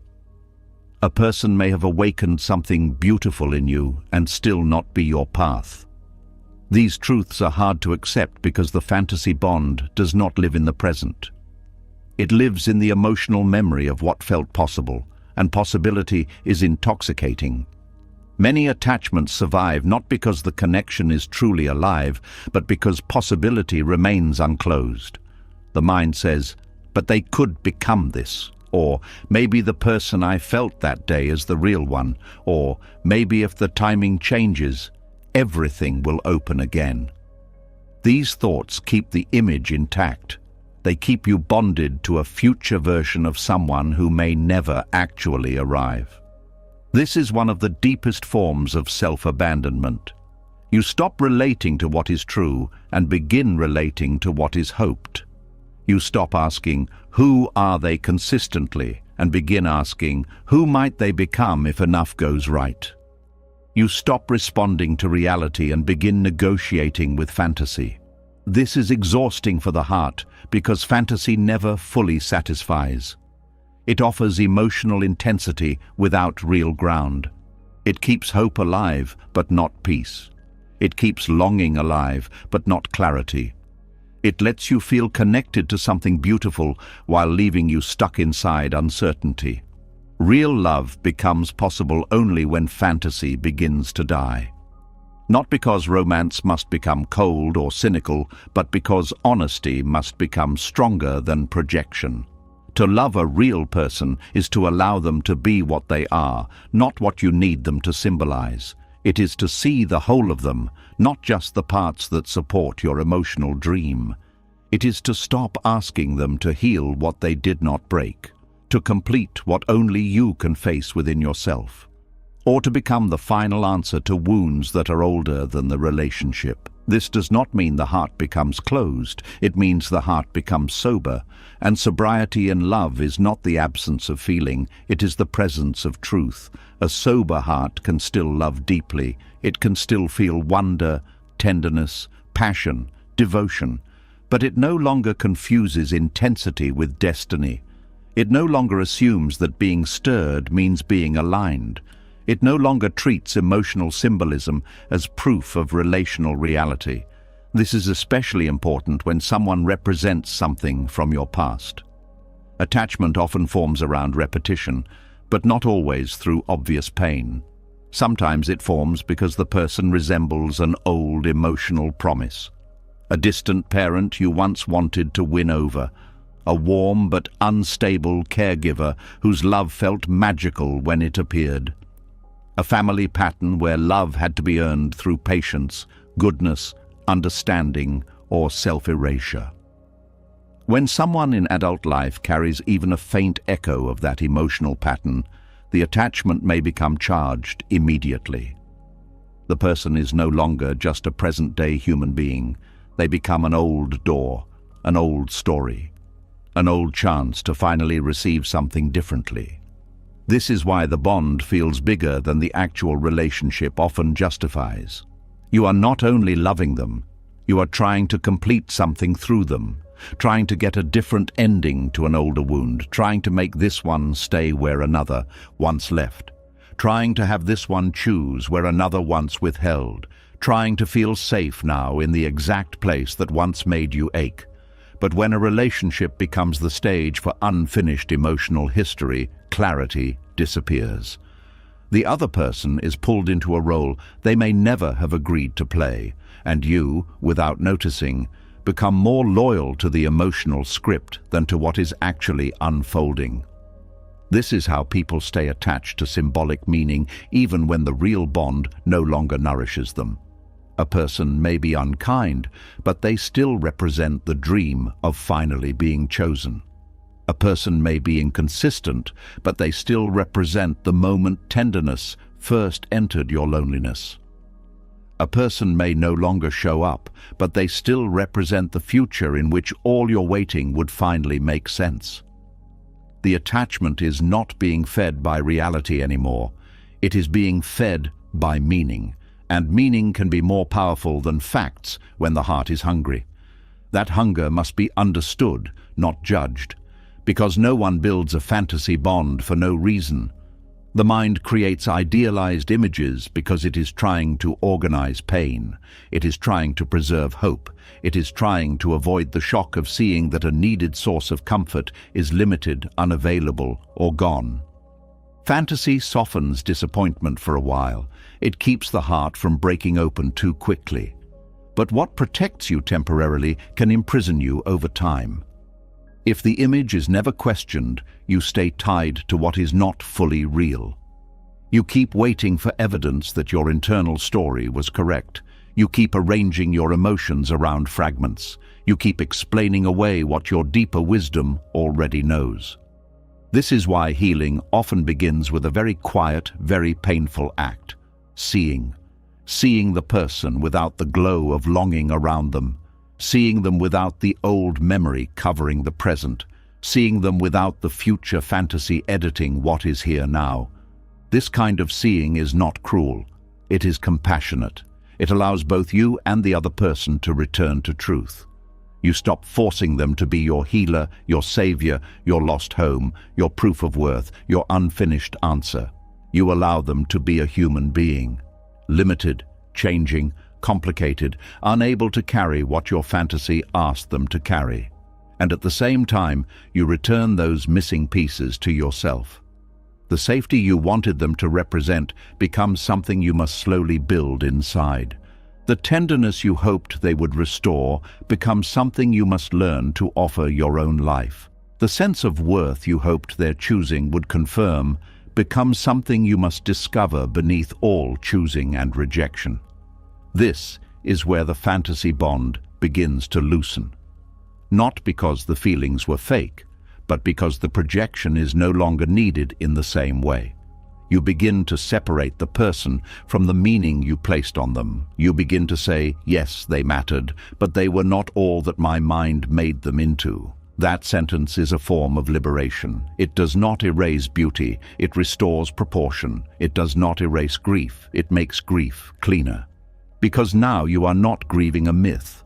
You are grieving what was real, and only what was real. This makes healing more honest. When people grieve fantasy, they often stay stuck for a long time. The mind keeps returning to what could have been. It keeps replaying the best moments as if they prove the whole story. It keeps bargaining with time. It keeps waiting for the image to come back alive. But when grief turns toward reality, something changes. You begin to mourn the actual limitations, the actual ending, the actual mismatch, the actual person. And reality, though painful, is easier to release than illusion. Illusion has no edge, no shape, no final form.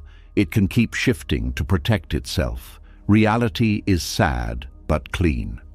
This is why Buddhist practice keeps calling the mind back to direct seeing. Not because dreams are evil, but because attachment grows strongest where perception is distorted. The more clearly you see, the less your suffering is fed by what is not there. The more honestly you meet a person, the less likely you are to confuse emotional hunger with spiritual connection. The more deeply you understand your own longing, the less likely you are to make another person carry its meaning. And then something beautiful becomes possible. You can still love without fantasy. You can still appreciate what someone gave without turning them into a symbol. You can still remember the tenderness without building a temple around it. You can still let a person matter, even deeply, without making them the answer to your life. This kind of love is quieter, but stronger. It is not built on projection, so it does not collapse as violently when reality appears. It is not built on rescue, so it does not turn every shift into catastrophe. It is not built on the promise that another human being will heal your oldest wound, so it leaves room for truth, dignity, and freedom. And perhaps most importantly, it allows you to meet people as living beings, not emotional medicine. That changes everything, because when you stop loving the image, you finally get the chance to know the person. Sometimes that will deepen the bond. Sometimes it will end the fantasy and reveal that the bond was never what you thought. Sometimes it will bring disappointment, sometimes relief, sometimes sorrow, sometimes peace. But whatever it brings, it will be real. And reality, though less dramatic than fantasy, is where peace begins.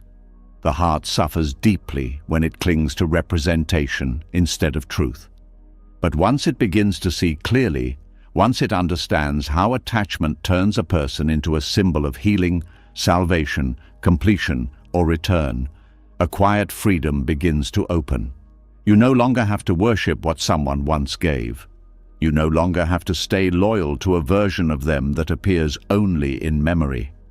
You no longer have to keep loving the promise of who they might become while reality keeps showing you who they are. You can bow to what was beautiful. You can thank what was meaningful. You can grieve what was never fully yours. And then, slowly, you can let the image fall away. What remains after that is not emptiness. It is truth. And truth, though it may break the fantasy, is the first thing that makes real love possible.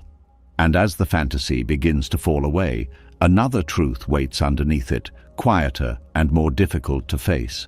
Because once you stop clinging to who someone represents, you are left with something most people spend their whole lives trying not to feel. The empty space beneath the chase, the silence beneath the longing, the part of you that no relationship was ever truly meant to cover. And this is where attachment reveals one of its deepest secrets. There is a kind of fear that hides behind attachment, and it is not always the fear of losing another person. Sometimes it is the fear of being left alone with yourself. Sometimes what feels like love is actually a defense against stillness, a way of keeping the mind occupied, a way of filling in a space so you do not have to enter it, a way of making sure there is always something to think about, someone to want, someone to wait for, someone to decode, someone to chase, someone to miss. This is why some attachments feel impossible to let go of, even when they bring more pain than peace. The bond may be unstable, the connection may be confusing, the person may be emotionally unavailable, and still the mind keeps returning. It keeps rehearsing conversations, replaying memories, imagining outcomes, reaching for meaning. On the surface, it looks like longing for another person. But underneath, something else may be happening. The relationship has become a structure that protects you from your own inner silence. Silence can be deeply uncomfortable when a person has never learned how to meet themselves without fear. The moment external stimulation fades, old emotions begin to rise, unprocessed grief, shame that was pushed down years ago, a dull feeling of not knowing who you are when no one is looking at you, a quiet emptiness that does not feel dramatic enough to be called suffering, but heavy enough to make you restless. Many people do not know how much of their attachment is really an escape from this place until the bond begins to loosen and they are forced to sit in what remains. That is often the moment panic increases. Not because the person was perfect, not because the relationship was your destiny, but because without that emotional fixation, something within starts coming into view. And what comes into view feels unfamiliar, unheld, and frightening. This is one of the reasons heartbreak can feel so disorienting. It is not only the loss of connection, it is the sudden collapse of distraction. The mind had a job, it had a target, it had something to circle around, it had an emotional story to live inside. Then the story cracks, and behind it is space. Too much space. Space where messages used to be, space where fantasies used to play, space where waiting used to give shape to your day. And in that unfilled space, you begin to feel yourself more directly than before. For many people, this feels unbearable at first, because they have not been taught how to stay with themselves in an honest way. They know how to seek, they know how to bond, they know how to overthink, they know how to distract, but they do not know how to remain present when there is nothing to reach for. So, attachment becomes useful to the ego. It gives it movement, it gives it drama, it gives it a sense of purpose. Even suffering can feel preferable to emptiness if emptiness threatens to expose a deeper crisis of self. At least when you are longing for someone, you know what to think about. At least when you are trying to be chosen, there is a direction for your emotional energy. At least when you are stuck in relational confusion, you do not have to face the deeper question beneath it all. What is left of me when there is no one to chase, no one to please, no one to miss, and no one to define me? That question is more unsettling than most people realize, because many identities are built through relationship, not only romantic ones. A person may know themselves mainly as needed, desired, chosen, helpful, central, important, rescuing, waiting, or wanted. When attachment dissolves, those identities begin to tremble, and if there is no deeper ground beneath them, emptiness appears. Buddhist wisdom does not treat this emptiness as a mistake. It treats it as a doorway, but before it becomes a doorway, it often feels like a wound. It feels cold. It feels exposing. It feels like meaning has gone missing. The ego does not understand sacred emptiness. It only understands lack. So when inner space opens, it immediately tries to fill it again with another attachment, another distraction, another emotional story, another person who can carry the weight of what has not yet been faced within. This is why patterns repeat. A person says they want peace, yet they keep entering bonds that keep them mentally occupied. A person says they want healthy love, yet they feel bored when things are calm and magnetized when things are uncertain. A person says they want freedom, yet they keep returning to emotional entanglements that consume their inner life. This contradiction makes sense when you realize that attachment is not always feeding on connection. Sometimes it is feeding on avoidance. Sometimes the suffering itself is performing a function. It is keeping you from standing still long enough to meet what lives underneath all the movement. Underneath attachment, there is often a relationship with solitude that has never been healed. Solitude is not the same as loneliness. Loneliness feels like lack. Solitude, when it matures, feels like depth. But to reach that depth, a person must pass through the fear that arises when external noise falls away. That fear can be intense. It can make ordinary stillness feel like danger. A quiet evening alone can suddenly feel unbearable. A phone that does not light up can feel like proof of worthlessness. A day without emotional stimulation can feel empty in the worst sense. What is being feared in those moments is not the absence of people alone. It is the absence of distraction from the self. Many people have built their whole emotional rhythm around not being fully with themselves. They wake up and check their phone. They fall asleep replaying someone's words. They fill silence with podcasts, music, scrolling, messages, fantasies, plans, conversations, and imagined outcomes. None of these things are wrong by themselves, but when they are used constantly, they can prevent a deeper encounter. They keep the inner world busy enough that its deeper content never fully rises. That content may include grief from childhood, buried anger, old humiliation, unmet longing, confusion about purpose, or a simple but painful lack of inner intimacy. To sit in silence without fleeing requires strength, because in silence the mind can no longer hide behind motion so easily. Attachment often becomes one of the most socially acceptable ways to avoid this encounter. It looks tender, it looks romantic, it looks emotionally meaningful. But underneath, it may be functioning like a drug. Not because the feelings are fake, but because they are being used to regulate contact with the self. The person thinks, "I cannot stop thinking about them because I love them so much." Sometimes that is partially true, but sometimes another truth is also present. I cannot stop thinking about them because thinking about them protects me from what I feel when I stop. That is a hard truth to accept. It can feel humiliating at first. No one wants to admit that part of their devotion is a defense. No one wants to admit that some of the intensity comes from avoidance rather than depth. But honesty here is healing, because it reveals why letting go feels so terrifying. You are not only losing a person or a fantasy, you are losing a shield. And once the shield drops, you must meet what was behind it. This meeting is where spiritual life truly begins, not when you learn beautiful ideas, not when you speak about detachment, not when you quote wise teachings, But when you sit in the room with yourself and do not run, when you allow the restlessness to rise without instantly reaching for a message, when you let the ache move through the body without turning it into a story about someone else, when you feel the emptiness and stay curious instead of panicked. This is not easy work. The first thing many people discover is that the emptiness is not empty at all. It is crowded. It contains old voices, old fears, old assumptions, old wounds. It contains all the feelings that relationships once helped silence.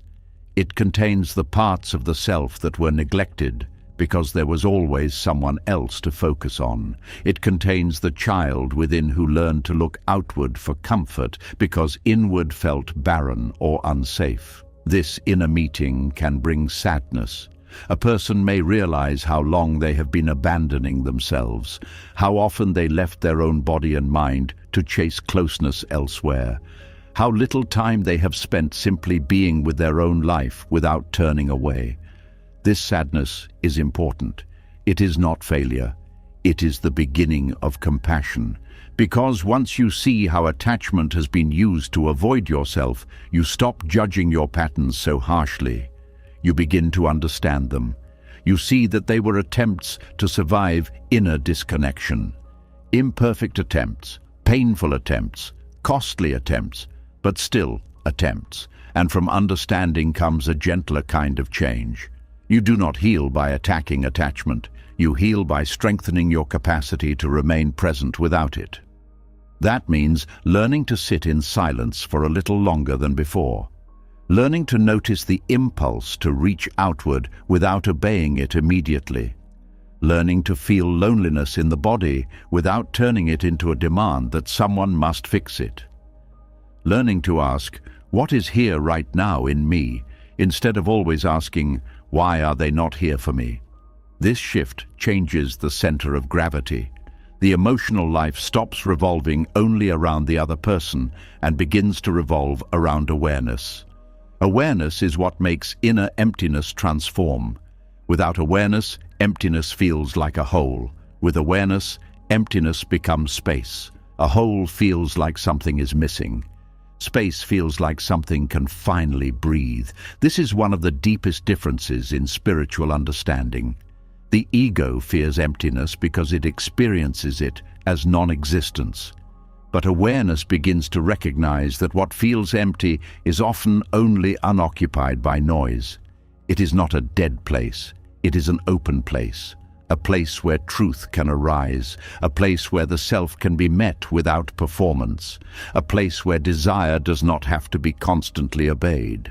Many people have never known this kind of inner space. That is why they keep filling it too quickly, with another bond, another obsession, another emotional cycle, another person to save, to win, to decode, to wait for, to revolve around. The cycle continues until one day the suffering becomes greater than the avoidance. Then the person becomes ready, sometimes through heartbreak, sometimes through exhaustion, sometimes through spiritual hunger, to turn inward and stay there long enough for something real to happen. What happens then is not instant peace. First comes withdrawal, not only from the person, but from stimulation itself. The mind misses the emotional drama. It misses the highs and lows. It misses the hope, the fear, the checking, the imagining. This is why healing from attachment can feel so strange. Sometimes what you miss is not even the person as much as the mental occupation they provided. The whole nervous system had become used to that rhythm. Calm feels flat. Silence feels suspicious. Nothing happening can feel worse than pain because pain at least feels like something. This stage requires patience. You begin to see that your system has been trained to equate intensity with aliveness. And now you must teach it something gentler.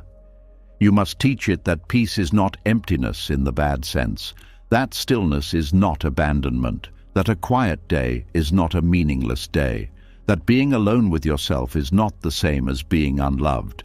These lessons are not learned once. They are learned repeatedly through direct experience.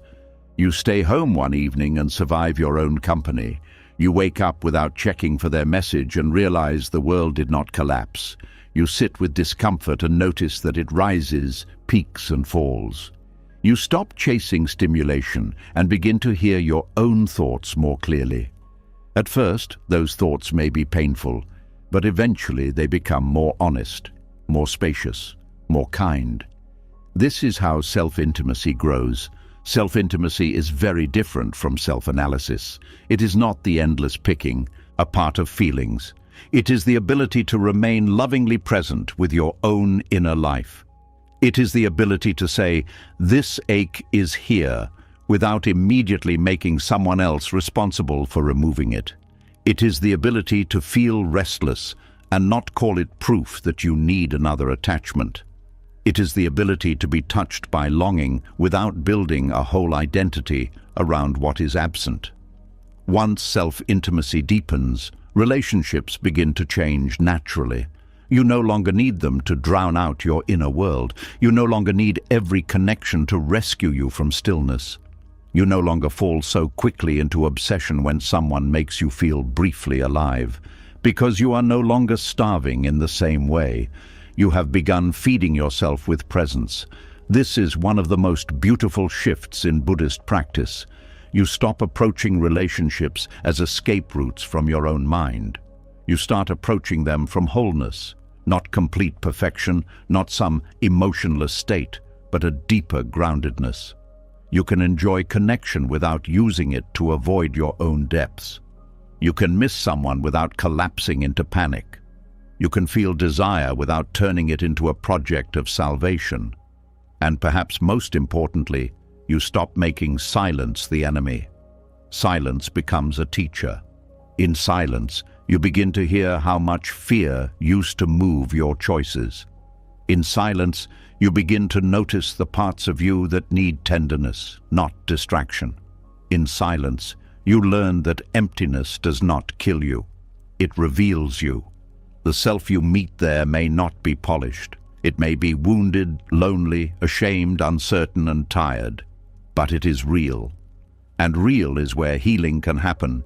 Attachment keeps many people away from this meeting for years, sometimes for decades.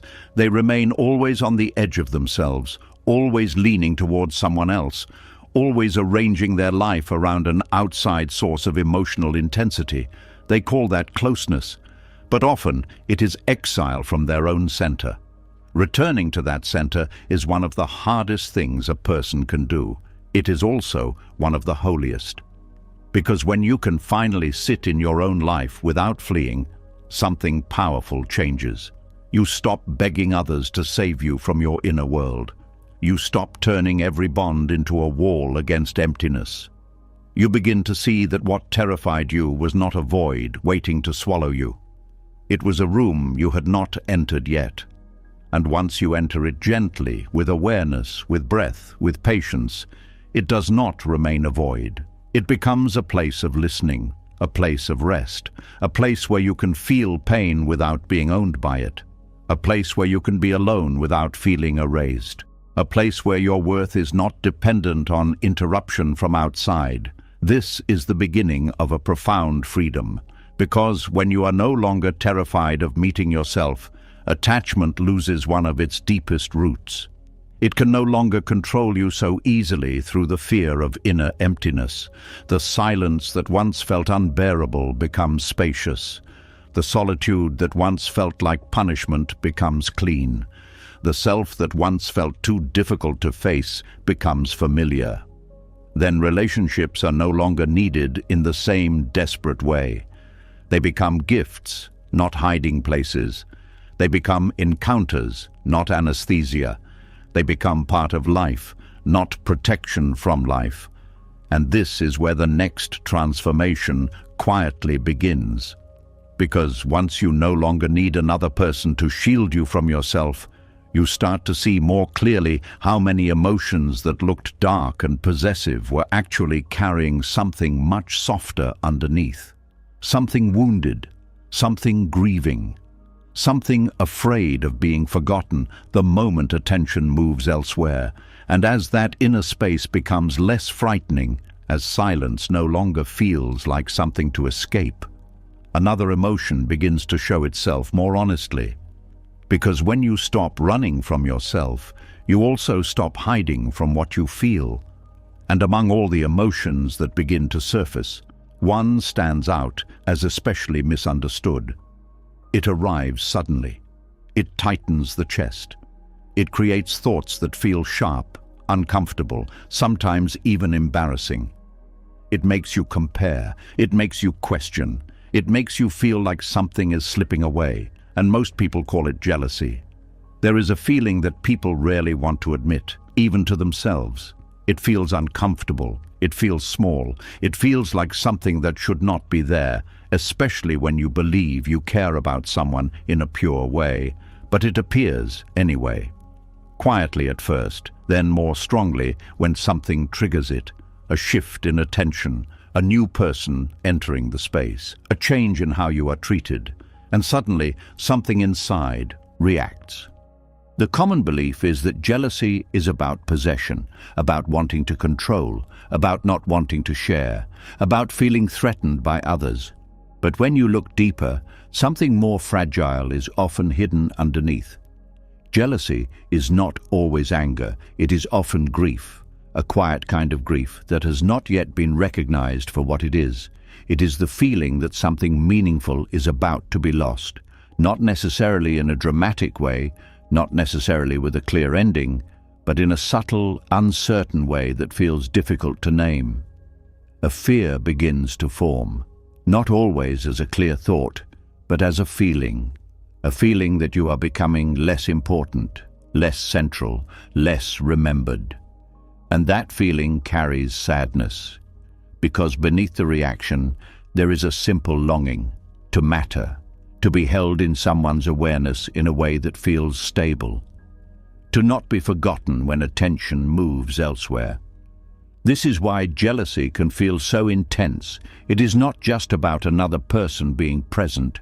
It is about what their presence seems to take away, a sense of place, a sense of being seen, a sense of emotional ground. And when that ground feels unstable, the mind reacts. It tries to protect something that feels threatened. It begins to compare, to measure, to notice differences, to question where it stands.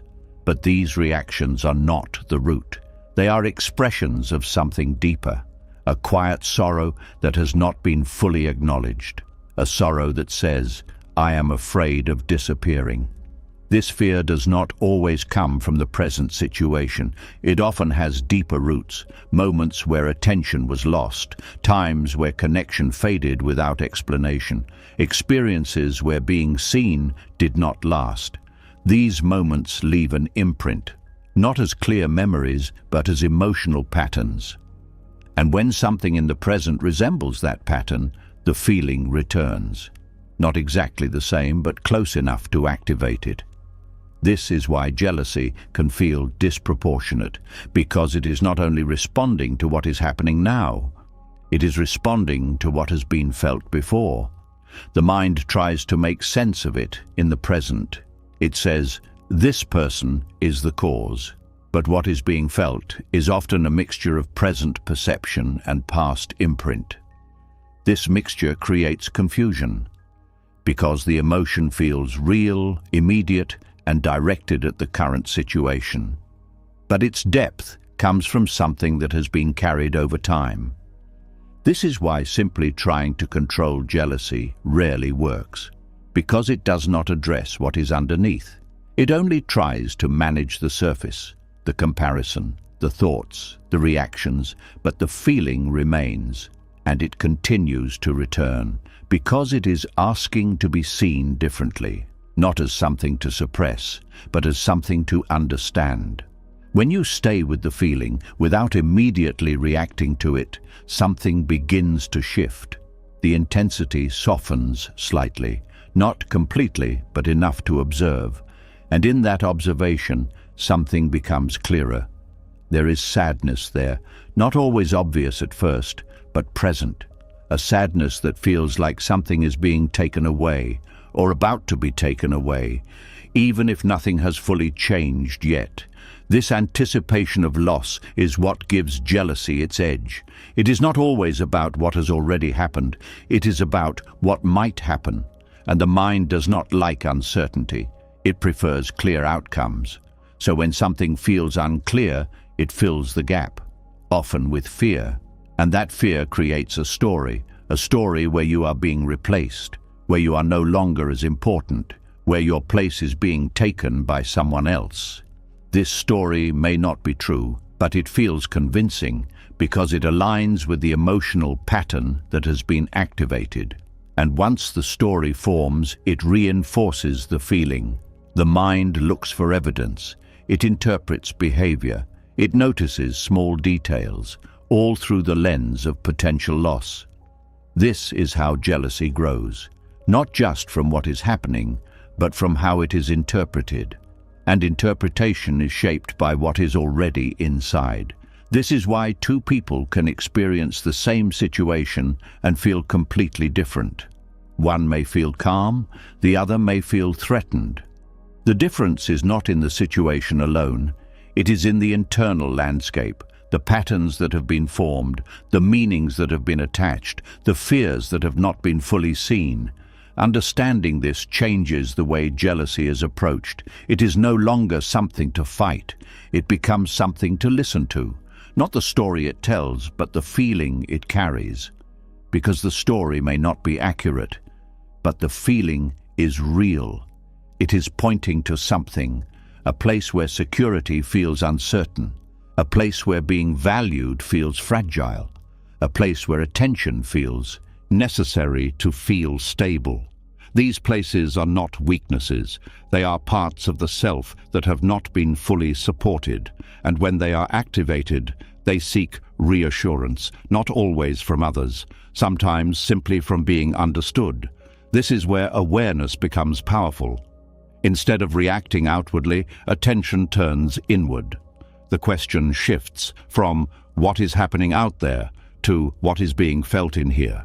This shift does not remove the emotion, but it changes the relationship to it. It creates space, and in that space, the feeling can be explored.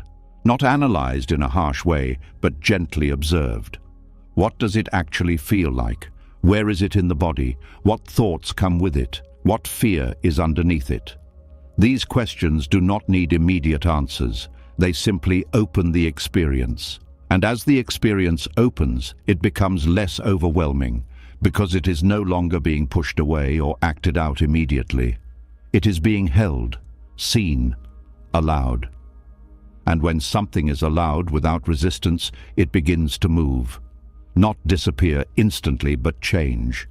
The intensity decreases, the clarity increases. The emotion becomes more specific, less about comparison, more about fear, less about the other person, more about the internal response. And this clarity brings a different kind of understanding. You begin to see that jealousy is not always about wanting to control someone. It is often about wanting to feel secure, not through possession, but through connection.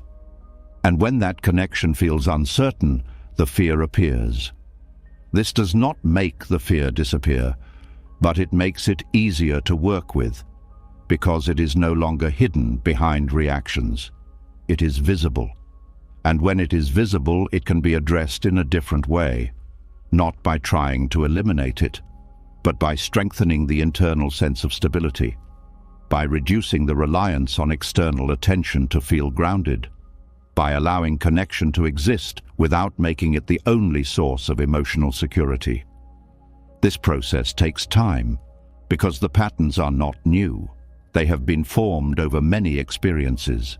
They are familiar. They feel natural. But familiarity does not mean they cannot change. It simply means they need to be seen consistently. Each time jealousy appears, there is an opportunity, not to react in the same way, but to observe, to understand, to respond with awareness rather than habit. And over time, this creates a shift. The same situations no longer trigger the same level of intensity. The same thoughts no longer feel as convincing because the underlying pattern is being understood, not reinforced. This does not mean jealousy will never appear again.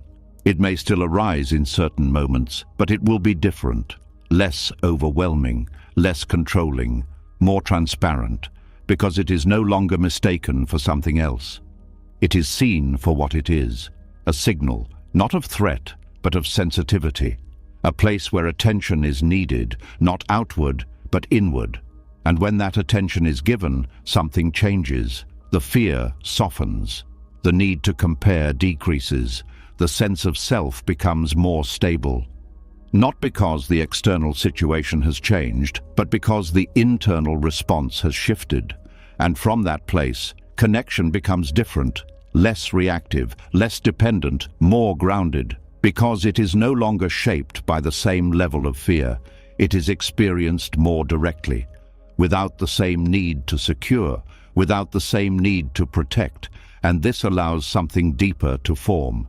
Trust, not blind trust in others, but trust in your ability to remain steady, even when attention shifts, even when situations change, even when uncertainty appears. This trust does not come from reassurance. It comes from understanding, from seeing clearly what is happening within, and responding with awareness rather than fear. And that is where jealousy begins to transform, from something that feels like a threat, into something that reveals what has been waiting to be understood. And when it is understood, it no longer needs to control the experience. It simply becomes part of it, passing through, without defining it, without shaping it, without holding it in place. And in that movement, something important becomes clear. The fear of being forgotten begins to lose its power, because you are no longer forgetting yourself. And as that fear of being forgotten begins to soften, another pattern quietly reveals itself, one that goes even deeper than jealousy, deeper than reassurance, deeper than the fear of losing a place in someone's life. Because even when you understand your emotions, even when you see your patterns clearly, there can still be a kind of hunger that does not go away. A hunger that keeps asking for more attention and more closeness, more proof, more feeling. And no matter how much is given, it never seems to be enough for long. There is a kind of emptiness that does not feel like silence anymore. It feels like craving, a pull that keeps returning. A sense that something is missing, even when something is already there. And this is where one of the most powerful images in Buddhist teaching begins to speak. There is a figure often described in quiet, haunting ways, not as something to fear, but as something to understand. A being that is always hungry, always searching, always reaching, but never fully satisfied. This is the image of the hungry ghost. The hungry ghost is not a creature in the external world. It is a reflection of a state of mind, a state where desire is constant, where fulfillment never lasts, where what is received cannot be held in a way that brings lasting peace. It is a condition where the mouth is always open, but the nourishment never reaches deeply enough to satisfy. This image may seem distant at first, but when you look closely at emotional attachment, it begins to feel familiar. Because there are moments where connection feels exactly like this. Moments where attention is received, but it fades too quickly. Moments where closeness is felt, but it does not settle. Moments where reassurance brings relief, but only for a short time. And then the hunger returns. Not because something is wrong with what was given, but because the need itself cannot be filled from the outside. This is the nature of emotional craving. It does not ask for connection once. It asks again and again and again, each time believing that the next moment will be enough, that the next message will finally settle the feeling, that the next interaction will create stability. But stability does not arrive, only temporary relief. This creates a cycle where satisfaction is always followed by another need, where fulfillment never becomes complete, where the mind remains in a constant state of reaching. This reaching becomes exhausting, not always in a visible way, but internally. A quiet fatigue begins to build, because the effort to maintain emotional satisfaction never ends. There is always something more to seek, something more to confirm, something more to secure. This is where the image of the hungry ghost becomes clear, not as something external, but as something that lives within the patterns of craving. It is the part of the mind that cannot rest, that cannot feel complete, that believes that the next experience will bring what the previous one could not. And because of this belief, it keeps moving, never settling, never fully arriving. This movement is not limited to relationships. It can appear in many forms, but in emotional attachment, it becomes especially intense, because connection touches something deep, something that feels essential, something that feels like it should be enough. And when it is not, confusion arises. The mind begins to question, why is this not enough? Why does the feeling not stay? Why does the need return? These questions are important because they point to something deeper than the surface experience. They point to the nature of craving itself. Craving is not satisfied by fulfillment. It is reinforced by it. Each time something is received, the mind learns that this is where relief comes from, and so it returns. But the relief does not last, because the craving is not rooted in the object. It is rooted in the pattern, a pattern of seeking outside what cannot be stabilized from within. This is why the hungry ghost is always reaching, not because it is lacking in effort, but because it is looking in the wrong direction. It is trying to fill something external with something internal, and this creates a mismatch. No matter how much is given, it cannot reach the place where the hunger originates.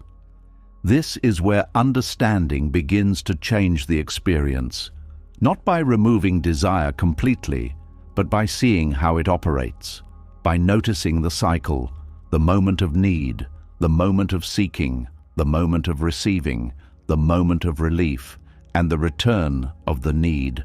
This cycle becomes clearer with awareness, and once it is clear, it can be approached differently, not with immediate reaction, but with observation.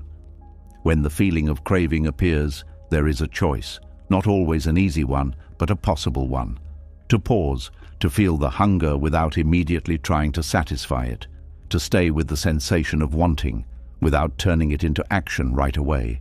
This creates space, and in that space, something becomes visible, the nature of the craving, how it rises, how it feels, how it moves through the body, how it influences thought.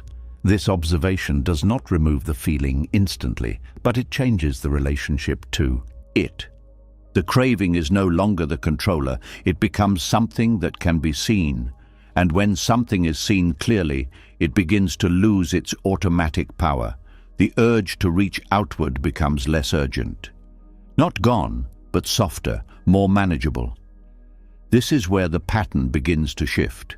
Instead of feeding the craving immediately, there is a moment of presence, a moment where the feeling is allowed without being acted on. And in that moment, something important happens. The craving begins to pass, not completely at first, but enough to show that it is not permanent, that it does not define the experience, that it can exist without being satisfied externally. This is a crucial realization because it shows that the hunger is not endless. It is temporary, it moves, it changes, it fades. And once this is experienced directly, the belief that it must be satisfied weakens. The mind begins to understand that not every urge needs to be followed, that not every need must be fulfilled immediately, that there is another way of relating to desire, a way that does not create constant dependency. This does not mean rejecting connection. It means changing how connection is used. Instead of using it to fill a continuous hunger, it becomes something that is experienced without the same level of attachment, something that can be enjoyed without needing to complete something. This changes the quality of the experience. It becomes lighter, less pressured, less driven by the need to maintain a certain feeling, because the feeling is no longer being forced to stay. It is allowed to come and go, just like everything else. This is where the teaching of the hungry ghost becomes a form of insight rather than a warning. It shows how the mind can become trapped in a cycle of endless seeking.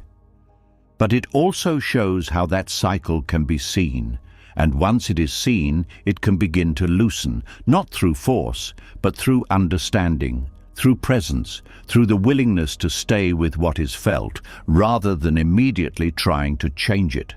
This willingness creates a different kind of stability, one that does not depend on constant input, one that does not require continuous reassurance, one that is not driven by the same level of craving. And from that stability, something else becomes possible. Contentment, not a dramatic or overwhelming feeling, but a quiet sense of enough.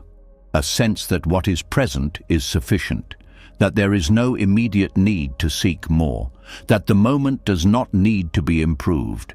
This contentment is not created by having everything. It is created by not needing everything to feel complete. And this is where the hunger begins to fade. Not because desire disappears completely, but because it is no longer the center of the experience. It becomes one part of the whole, not the driving force, not the defining feature, just something that arises and passes. And in that movement, something important becomes clear. The endless craving was never about the external world. It was about how the mind related to it. And once that relationship changes, the experience changes.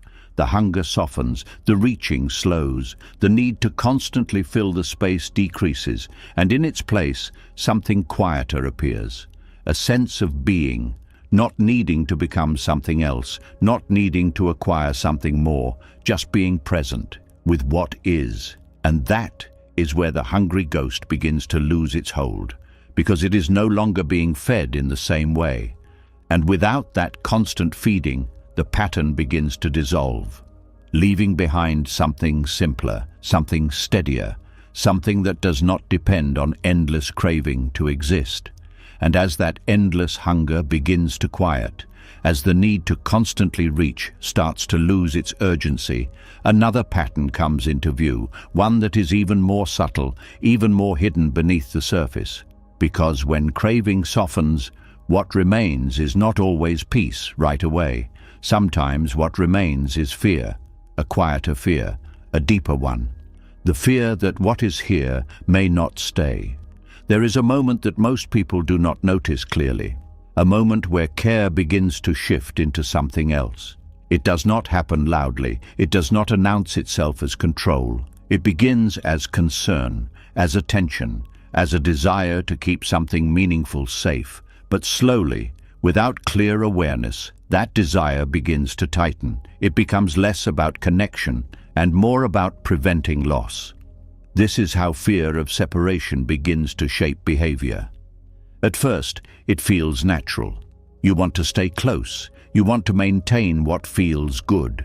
You want to make sure nothing goes wrong. But beneath that, something else is happening. The mind is trying to secure something that cannot be secured. And in that effort, it begins to act, not always in obvious ways, but in small, consistent patterns. It starts to monitor, to pay closer attention than before, to notice changes in tone, timing, energy, to read into silence, to look for meaning in details that once passed without concern. This monitoring does not feel like control. It feels like awareness, like being attentive, like caring deeply, but the feeling underneath is not calm. It is watchful, it is alert, it is scanning for signs. Signs that everything is still okay, signs that nothing is slipping, signs that the connection is still secure. This creates a subtle tension, because the mind is no longer resting in the connection, it is guarding it. And guarding requires effort. It requires constant attention. It requires interpreting signals. It requires staying one step ahead of possible change. This is how fear turns into control without being recognized as such. Control does not always look like forcing someone to act a certain way. Sometimes it looks like adjusting your own behavior to influence outcomes, to prevent distance, to maintain closeness, to avoid anything that might lead to separation. This is where overgiving begins, giving more attention, more care, more effort. Not always from a place of generosity, but from a place of fear. A quiet belief that if you give enough, if you show enough, if you stay present enough, nothing will change. This belief feels convincing, because giving creates connection. But when giving is driven by fear, it carries pressure. It is no longer free. It becomes a strategy, a way to secure something, and this changes the energy of the interaction. The other person may feel the weight of it, even if they cannot explain why. Because what is being offered is not just care, it is expectation. An expectation that the connection will be maintained in return. This expectation is rarely spoken, but it is felt. It creates an invisible contract, a sense that something must be preserved, that something must not change. And this is where pleasing begins, trying to avoid conflict, trying to maintain harmony, trying to be what the other person needs, not always because it feels right, but because it feels necessary. Necessary to keep the connection stable, necessary to prevent distance, necessary to avoid loss. This pattern can become so natural that it is not questioned. It feels like being considerate, like being understanding, like being flexible. But underneath, there is a quiet tension. A sense that you are adjusting yourself to maintain something, and over time, this adjustment can lead to disconnection from your own needs, because attention is focused outward, on what will keep things steady, on what will prevent change, on what will ensure closeness. This is where manipulation can appear, not in an obvious or harmful way, but in subtle forms, trying to guide the interaction, trying to influence how the other person responds, trying to create outcomes that feel safe. This may look like choosing words carefully to get a certain reaction, or holding back feelings to avoid pushing someone away, or creating situations that increase closeness. These actions are not always intentional, but they are shaped by fear. Fear that if things are left to unfold naturally, something may change, and that change may lead to separation. This is the core of the pattern. The belief that control can prevent loss, that careful behavior can secure permanence, that enough effort can keep everything the same. But this belief does not match reality, because connection is not something that can be fixed in place. It moves, it changes, it evolves, and no amount of control can stop that movement. What control does is create tension. It makes the connection feel managed, less natural, less free. Because it is no longer allowed to move on its own, it is being guided, shaped, influenced. And over time, this creates imbalance. One person is trying to maintain stability. The other may feel that pressure, even if it is not expressed directly. This can lead to distance, not because the connection is not valued, but because it no longer feels effortless. It feels like something that must be maintained carefully, and this increases the fear, because the very thing that was being avoided begins to appear. Distance, change, uncertainty. This is how the cycle reinforces itself. Fear leads to control. Control creates pressure. Pressure leads to distance. Distance increases fear, and the pattern continues. Breaking this cycle requires something different, not more effort, not better strategies, but awareness. The ability to see when behavior is being driven by fear, to notice the moments where attention becomes control, where care becomes pressure, where giving becomes a way to secure. This awareness does not require immediate change. It begins with recognition, seeing the pattern as it happens, feeling the tension in the body, noticing the thoughts that drive the behavior. And in that recognition, something shifts. The behavior is no longer automatic, it becomes visible. And once something is visible, it can be approached differently. Instead of acting immediately, there is a pause, a moment where the feeling can be felt without reacting, where the urge to control can be observed. This creates space. And in that space, a different response becomes possible, not one driven by fear, but one grounded in presence. This does not mean ignoring the need for connection. It means allowing connection to exist without trying to fix it in place, allowing it to move, to change, to unfold naturally. This requires trust, not in the sense that everything will stay the same, but in the sense that you can remain steady even when it does not. This trust reduces the need for control, because stability is no longer dependent on external conditions. It is developed internally, through understanding, through presence, through the ability to stay with uncertainty without immediately trying to remove it. This changes how connection is experienced.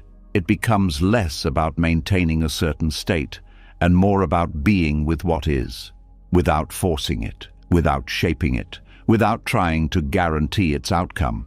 This does not remove care, it refines it. It allows care to exist without the weight of expectation, without the pressure to secure permanence, without the need to control the flow of the relationship. And from this place, something becomes clearer. The fear of separation was not about the other person alone. It was about the need for stability, a need that was placed outside. And once that need is brought back inward, the pattern begins to change. Control softens, monitoring decreases, overgiving becomes more balanced, pleasing becomes less necessary, because the connection is no longer being used to maintain internal stability. It is being experienced as part of life, not the foundation of it. And in that shift, something important happens. The connection becomes more real, less shaped by fear, less influenced by control, more aligned with what is actually present. And that is where the fear of separation begins to lose its power. Because you are no longer trying to hold everything together, you are allowing it to be. What you once called love begins to look different now, not weaker, but clearer, not less meaningful, but more honest. Because what felt like attachment was never just about another person. It was about fear. The fear of being left, forgotten, replaced, unseen or alone with a part of yourself you never learned how to face. It was the mind trying to hold on, trying to control, trying to secure something that was never meant to stay the same. You saw how love becomes clinging when it demands reassurance instead of offering freedom. You saw how old wounds quietly disguise themselves as deep connection. You saw how the mind panics, not because someone is leaving, but because identity feels like it is collapsing. You saw how the illusion of mine creates suffering the moment it appears. You saw how loneliness can exist even in the presence of love, because the deeper separation is within. You saw the craving that never ends, the silent pressure of emotional dependence, the pull toward those who cannot stay, and the painful truth that everything changes, no matter how much it matters. You saw how the mind creates fantasy bonds, how it uses people to escape inner emptiness, how jealousy hides grief, how the hungry ghost keeps asking for more, and how fear turns love into control without you noticing. You saw how even being needed can become a form of attachment, and how easily the heart can confuse usefulness with worth. And now something begins to shift. Because the more you see, the less you cling. The more you understand, the less you fear. The more you return to yourself, the less you need others to complete you. This is not about losing love. This is about freeing it. So here is something to sit with tonight. What have you been holding on to? Not because it is right for you, but because you are afraid of what you will feel if you let it go. Write it in the comments as one word, just one word. No explanation, no story. Let that word be your truth. And if something in this message spoke to you, if you felt even a small shift inside, then subscribe to the channel. Because this is not just content, this is a path back to yourself. And the deeper you walk it, the less you will ever need to hold on again.